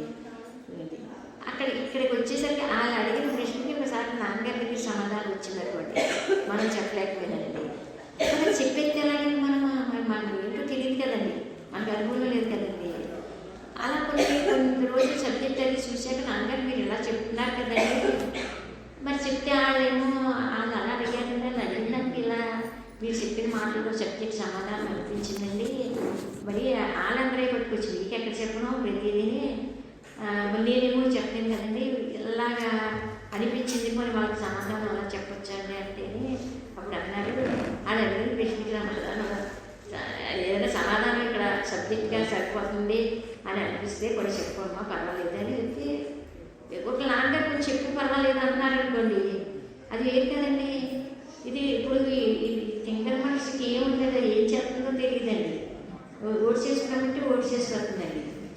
అందుకు మనం ఇప్పుడు ఏదో మాటలు చెప్పామని పంపానుకోండి, మనం ఏదైనా ఒక వ్యవహారానికి వెళ్ళినా ఏదైనా ఒక పని మీద వెళ్ళినానండి, మనం కూడా తింగరవాళ్ళని తీసుకెళ్ళకూడదు, మరి తీసుకెళ్తే అది వండుకోవాలి ఒకటా అంటారు చాలా అన్నట్టండి. మరి మన తెలియదు ఎక్కడికి వెళ్ళానండి, నాన్నగారు దయ ప్రేమ అనుగ్రహం మీకు అక్కడ పక్కనే ఆయన మాటలు దయ ప్రేమ అనుగ్రహం ఉందండి. మరి పక్కన ఇది కూడా ఉంటుంది కదా, ఎక్కడికి వెళ్ళానండి ఈ మనసు కూడా ఉంటుందండి. ఎవరైనా ఏంటి ఎక్కడికి వెళ్ళానండి అది కలగకపోతే నేనే పనిచేస్తున్నానంటే అక్కడికి ఎప్పుడు ఏంటంటే అది ఎలా కనపడుతుంది ఏంటంటే దాని దేవుడి పట్ల ఇప్పుడు ఈ మనుషుల పట్ల ఇష్టం ఉంటే అది వేరే విషయం అండి. అంటే ఏమన్నారంటే మరి అక్కడ మనం కలగకపోతే నేను మనం చెప్తాను నాన్నగారు మాటలే చెప్పాలని నేను అనుకుంటున్నాను. చెప్తే మధ్యలో అది వచ్చి కనపడదండి, మరి అది వచ్చి కనపడిపోతే అలా మధ్యలో ఒక్కోసారి మరి కలిసిపోతాయండి. అయితే అలా కలిసిపోతాయంటే దానికి ఈశ్వరుడి పట్ల ద్వేషభావం ఉందంటండి. అంటే మనసుకి ఈశ్వరు మన పట్ల మనుషుల పట్ల ఉంటే పర్వాలేదంటండి, దాని దేవుడి పట్లే కొంచెం వీర్చి ఉంటుందంట మన మనసుకి. అది మనకు తెలియదంటండి. అది ఏం జరుగుతుందంటే మన దేవుడి గురించి మాటలు చెప్తున్నాం అనుకోండి, దేవుడి గురించి మాటలు చెప్తామని దేవుడి గొప్పతనం చెప్తాం కదండి, దేవుడి గొప్పతనం దేవుడు వైభవం అవన్నీ చెప్తా ఉన్నాం కదండి. ఆ దేవుడి గొప్పతనం దేవుడు వైభవం అవన్నీ చెప్తామండి. చాలా చెప్పరించి ఏం జరుగుతుందంటండి, మధ్యలోని తన గొప్పతనం తన వైభవం చెప్పుకోవడం నాకు ఇష్టం అంటండి. అసలు అదండి అది నాకు ఈ మాటల మధ్యలో దూరేంటండి, దేవుడి మాటలు దూరేసి మళ్ళీ దాని గొప్పతనం తన వైభవం నాలో ఏదో ప్రత్యేకత ఉంది అని చెప్పండి. తనతోటి వాళ్ళందరినేనండి తన దేవుడి మీద ఇష్టం ఏర్పరిచిందంటే తన మీద ఇష్టం ఏర్పరుచుకుని దానికి సంబంధించి కలబడిపోతుందంటండి. అది అవన్నీ పసిపెట్టుకుంటూ ఉండాలి. అది మన దేవుడి దగ్గరికి ఎక్కడ తీసుకెళ్తుంది అసలు దేవుడి దగ్గరికి అది తీసుకెళ్ళట్లేదు, మేమే గర్వంగా వస్తాము, దాని అవసరం కూడా లేదు, అలా కలబడి అలా చేస్తాండి అని. మనం ఏదైనా ఉపాధి ద్వారా దేవుడి ద్వారా నాన్నగారు ఏంటంటే ఏది చిన్న పని అలా కాదు, పని చేసే ముందండి ముందు మనకి భగవంతుడు తలంపు ఇచ్చాడు అనుకోండి, తలంపులు వాళ్ళకి ఆ తలంపుని కలెక్ట్ చేసి ఆ రూపాన్ని నామాన్ని వాళ్ళు యాక్షన్లో పెడితేనే కలిగి నాకు నచ్చుకొని చేసేది కూడా. తలంపు భగవంతుడు అందుకు శక్తి చేయించలేము కానీ మనుషుల చేత ఎవరి చేతానండి అంత గురువు చేతకానబడి కాదు, ఆడు తోసేటట్టు చేయిందాం. ఆల్పిచ్చినారు వీళ్ళకి మాకు వచ్చి చెప్పక్కర్లేదంటారు. అసలు ఎవరో దానాలు ధర్మాలు చేయడానికి కూడా ఉందని భక్తులు ఎవరో నాన్నగారితో చెప్పారు. ఆల్పిచ్చినారు వీళ్ళిచ్చినారు అని మాకేం చెప్పక్కర్లేదు, అందు గురించి ఎవరి చేత ఏ పని చేయించుకోవాలో మాకు తెలుసు. కాలేజీలు ఎవరి చేత కట్టించాలి, హై స్కూల్ ఎవరి చేత కట్టించాలి, రోడ్లు ఎవరి చేత పోయించాలి, కళ్యాణ మండపాలు ఎవరి చేత కట్టించాలో అవన్నీ మాకు తెలుసు అదండి. మళ్ళీ ఆలోచిస్తారు అంటే భగవంతుడు ఏం చేస్తాడంటే వాళ్ళకి చెప్తే చేయరు, వాళ్ళకి చెప్తే చేయడంలో దేవుడు ఏం చేస్తాడంటే వాళ్ళకి తోచేటట్టు చేస్తున్నాడు. అందుకే అందరూ ఒకే పని చేయాలని ఏం లేదు అంటే కొంతమందికి ఏమో పిల్లలు చదివించాలి అని వాళ్ళు కొంతమంది తోపిడి చేస్తారు, కొంతమంది స్కూల్ తోపిడి చేస్తారు, కొంతమంది కళ్యాణ మండపాలు తోపిడి చేస్తారు. ఎవరికి ఏ కళ తోపించేటట్టు చేసి ఎవరి చేతి పని చేయించుకోవాలో తెలుసు. మనిషి చెప్తే చేయడానికి కానండి, తనకి తోస్తే చేసేస్తాడంట. అందుకు తోపింప చేసి చేయించుకోవడం మా శాసనము. మళ్ళీ ఆర్ట్ గురించి హెల్త్ గురించి మా కంప్లైంట్ వెళ్తే అది మళ్ళీ ఆ శాసనాన్ని చేయగలదు ఏం చెప్పక్కర్లేదు. ఆ శాసనాన్ని అక్కడ తలంపులు కలగజేసాం, ఆ చేత ఆ పని చేయించుకుంటాం. అక్కడ తలంపు కలగజేసి ఆ చేత ఆ పని చేయించుకుంటాం. చేయించుకుని ఆడ చెప్పి ఆనందండి. ఆ మనిషి ఆ పని చేయకముందే ముందు ప్రిపరేషన్ ఉండాలి. మనకి మంచి తలంపు వచ్చింది. ఈ మంచి తలంపు వచ్చినప్పుడు మన ఉపాధి ద్వారా దేవుని ద్వారా ఈ పని జరుగుతాం చెయ్యాలనుకుంటున్నాం. ఈ పని చేసి మర్చిపోయేటట్టు పని చేస్తున్నాను, చేసి ఆ పని మర్చిపోతే నేను ఎంత బాగుపడతాను, నేను చేసిన పని నాకు జ్ఞాపకంలోకి వస్తూ ఉంటే ఎంత బాగుపడతాను చూసుకో బాబు అని ఆలోచిద్దాం అంటారు. చేయటమే నాకు చేసుకెళ్ళిపోతున్నావు అలా అన్న ద్వారా రేస్ చేసినండి. అది ముందు ప్రిపరేషన్ తర్వాత పని అలా చేసుకోమని చెప్పారు. అలా చేసుకుంటున్నావు అది నువ్వు మర్చిపోగలను అనుకుంటే నువ్వు మర్చిపోగలను అనుకుంటేనే చెయ్యి. ఏంటండి చేసి మర్చిపోతున్నావు అనుకో, చేసి మర్చిపోతే మామూలు నిప్పులాగా కవర్ చేసి మర్చిపోతున్నావు అనుకో, అది జ్ఞానం అని అర్థం. అందుకు నువ్వు కర్మ చేస్తున్నావు కదా, కర్మకి ఫలితాన్ని ఎదురు చూస్తున్నావు కదా, అదే కర్మలోనే ఫలం కూడా ఉంది. ఫలం అనేది వేరే కాదు, అంటే కర్మలోనే ఫలితం కూడా ఉంది. అంటే ఫలితాన్ని ప్రత్యేకంగా కోరుకున్నావు అనుకో, నిజంగా భగవంతుడు నీకు ఫలితాన్ని ఇస్తాడు. ఆ ఫలితాన్ని అనుభవించడానికి మళ్ళీ పరలోకాలు వచ్చేస్తుంది. మీరు పరలోకాలు కూడా మేము అనుకుంటున్నాం నీకు జన్మరాహిత్యం చెయ్యాలి, అది నువ్వు దృష్టిలో పెట్టుకో. నీకు జన్మరాహిత్యం చెయ్యాలనుకున్నావు, అందుకు కర్మలోనే పని చూసి కర్మలోనే ఫలితాన్ని చూసి, కర్మ ఫలితం ఒకటే, రెండు వేరుగాలు. కర్మ ఫలితం ఒకటే అయినప్పుడు నువ్వు చేసిన పని జ్ఞానాగ్నిలో భస్మైపోవాలి. ఇప్పుడు అంటే జ్ఞానాగ్నిలో భస్మైపోవాలంటే అది నీకు మళ్ళీ జ్ఞాపకానికి రాకూడదు. జ్ఞాపకానికి వచ్చిందనుకో నీ మనసు 90% 80% మళ్ళీ ఉంటుంది. నువ్వు చేసిన పనులు నీ జ్ఞాపకాల్లోకి వస్తున్నాయి. నువ్వు చేసిన పని నువ్వు మర్చిపోతున్నావు అనుకో, అదే ఇంకా జ్ఞానాగ్నిలో భస్మైపోవడంలో నీకు క్వాలిటీ ప్యూరిటీ అన్ని జ్ఞానాగ్ని వైపు అన్నీ వచ్చేస్తాయి అన్నమాట. పని చేస్తుండగానే వచ్చేస్తాయి అన్నమాట. నీకు తెలియక ఫలితాన్ని పెట్టుకుంటావు అనమాట. పనిలోనే ఫలితం ఉంది, అలా మర్చిపోవడానికి ప్రిపేర్ పని చేసుకోమని చెప్పి అదే అవన్నీ అంటే ఎందుకంటే తెరా దేహాన్ని ధరించి భూమి మీదకి వచ్చామండి. ఈ జీవుడు దేహాన్ని తీసుకుని వచ్చాము, ఏదో చేయాలి కదా మరి పంపలే. అందుకే ఎవరికి తోపింప చేయగలిగితే టైము అది చేస్తాను. అంటే అక్కడ కూడా మన ఉపాధి ద్వారా దేహం ద్వారా పనులు చేయిస్తూ ఆ పనిలోనే ఫలితాన్ని ఉండి చేసిన పని ఎప్పుడు చేసిన పని అప్పుడు మర్చిపోతూ మళ్ళీ నేను చేశాను ఆట చేయలేదనుకో, ఆట చేశాను ఆట చేయలేదు నేను చేశాను జ్ఞాపకాలను బరువులు మురుచుకుని అహంకారాన్ని పెంచుకుని పాడు మనిషి. అంటే కూడా అన్ని కర్మ చేసే టైంలో ఎలా ఉండాలో, భక్తిగా ఎలా ఉండాలో, ధ్యానంగా ఎలా ఉండాలో అన్ని మార్గాల్ని కూడా సమన్వయం చేశారు కదండి నాన్నగారండి. ఒక మార్గం ఎక్కువ తక్కువ అండి. శరణాగతం అంటే విషయార్థం అంటే ఇంకోటి అనమాట. అందుకు ముందు ప్రిపేర్ చేస్తే మనం ప్రిపేర్ చేసి చేయించాలి పనులు కూడా. మనం ప్రిపేర్ చేయకుండా మనం చేయించాలి. అదే బాగుంటాయండి. అది భగవంతుడు ధర్మరాజుని యొక్క పాతాల్లో తీసుకెళ్ళి అది గర్భం ఎలా పెరుగుతారంటే భగవంతుడి పక్కన ఉందండి. అలా మన ఉపాధి ద్వారా దేవుని ద్వారా పని చేయించుకునేది, భౌతికంగా పని చేయించుకునేది ఆయన. తర్వాత ఏమో మనం ఆ పని వల్ల మనం పాడైపోకుండా చూసేదాన్ని. అందుకు ఈ సత్వగుణాన్ని కూడా జీవితంగా దాన్ని నమ్మకుడు అంటే పరలోకానికి ఫలితం దాస్తాంది. అది జ్ఞానం దగ్గర వచ్చినట్టు చూసుకోవాలి. ఫలితాన్ని దాస్తాను అంటే ఎందుకంటే ఫలితం ఎందుకుదండి అని పరలోకంలో అనుకుంటాను. అందు గురించి నువ్వు పని చేసేటప్పుడు ముందు ప్రిపరేషన్ తీసుకోవాలి.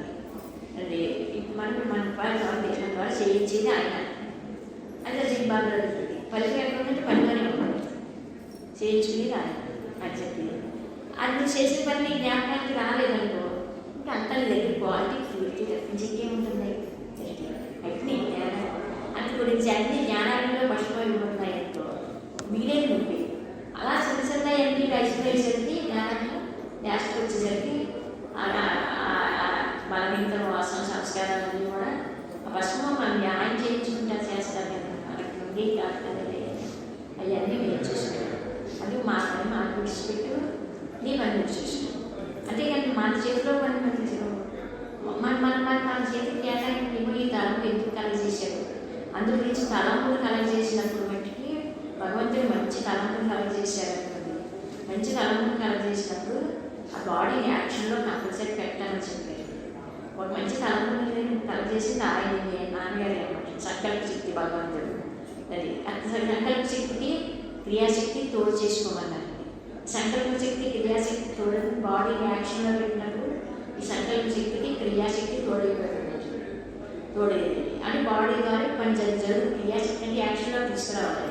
నాకు మంచితనం వచ్చిందనుకోండి, దాన్ని యాక్షన్లో పెట్టడానికి అది ఏమో సహకరించడం లేదనుకోండి, ఇవి తలను తీసుకొచ్చే కదా మన యాక్షన్లో పెట్టి చూసుకుందాం అని ఒక అనుకుంటుంది. దేహానికి యాక్షన్లో తీసుకురావాలి. సంకల్ప శక్తి క్రియాశక్తి తోడవుతుంది. ఈ రెండు శక్తులు వెళ్ళి మూలాధారంలో ఉండే కొండల శక్తిని వేరుకొడుతాయండి. ఆ పనులు చూసుకుంటారు. మా ఈ అహంకారానికి సంబంధించిన వాళ్ళు ఎవరు చేయలేరు. ఆ పనులన్నీ మా దైవ లక్షణాలు చేసిన అహంకారం చేసుకుంటారు. అలా ఇద్దరు వెళ్ళి కొండల శక్తిని వేరుకొడుకుంటారు. ఇవాళ నిద్రపోతే ఎలాగో వేరుకొడుకొని ఆ శక్తిని సంవత్సరాలను తీసుకొస్తారు. అది మూలాధారంలో నిద్రపోతారు కొండల శక్తి. దాని వెనకాల వెళ్ళిపోమో తన చిన్నగా ఉంటుంది తల. దాని ద్వారా సుందరమైన శక్తి కలసరాలు వేరుకుంటుంది. అందుకు కొండలి శక్తి బాగుగా వేరుకున్నవాడే సుబ్రహ్మణ్యుడు అనేది. ఆ సంకల్ప శక్తి క్రియాశక్తి సుబ్రహ్మణ్యుడి యొక్క భార్య అని చెప్పి ఒకసారి సుబ్రహ్మణ్యేశ్వర గుడిలో కూర్చునండి. అందుకు 5 సర్పాలు శేషు ఇప్పి ఉంటాడు కదండి సుబ్రహ్మణ్యుడిని. అది బాగా ఇప్పాడు కదండి. అది సుబ్రహ్మణ్య శక్తి బాగా వేరుకున్నవాడు సుబ్రహ్మణ్యుడు అంటే బ్రహ్మ గురించి తెలిసినవాడు సుబ్రహ్మణ్యుడు. అలాగే చెప్పింది. అందు గురించి ఆయనన్నీ ఎవరి చేత ఏం చేయించుకోవాలో తెలిసింది కాదు. ఏమో ఆలోచన. ఇప్పుడు ఏమో దొంగతనం చేసి దొంగతనం చేయించాలి అది చేసేసి వాళ్ళే పార్టీ చేసి కూడా అందరి గురించి ఆలోచిస్తున్నారు కదండి. అలాగే సృష్టిలో మనం సంతలోకి వెళ్ళి ఫ్రెష్ మంచికాయలు మనం తెచ్చుకున్నాం.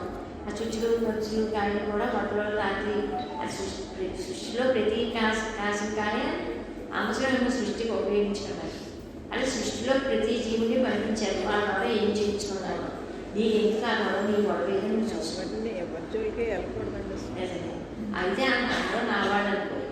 లేకపోతే నేను 1 year నాకు ఎవరో లేదని నేను ఉన్నాను. ఏదో అన్నాను. అందు గురించి అలాగే అందరిలోకి వెళ్ళినప్పుడు కూడా హాస్పిటల్లో పేషెంట్లు తెప్పించడం బాగా ఏదో మాట్లాడతారు కదా. రోగాన్ని నివారణ చేసి కూడా వేరే ఉంటారు కదా. ఎక్స్రే చేసి నిర్ధారణ చేస్తారు. మా ఇంకోటి మన వల్ల మనం అలా మాట్లాడటం అసలు మాట్లాడటం కుదరదండి. ఎక్కడికి ఇంట్లో చంద్రంగా సమాజంలో తోటి మనిషి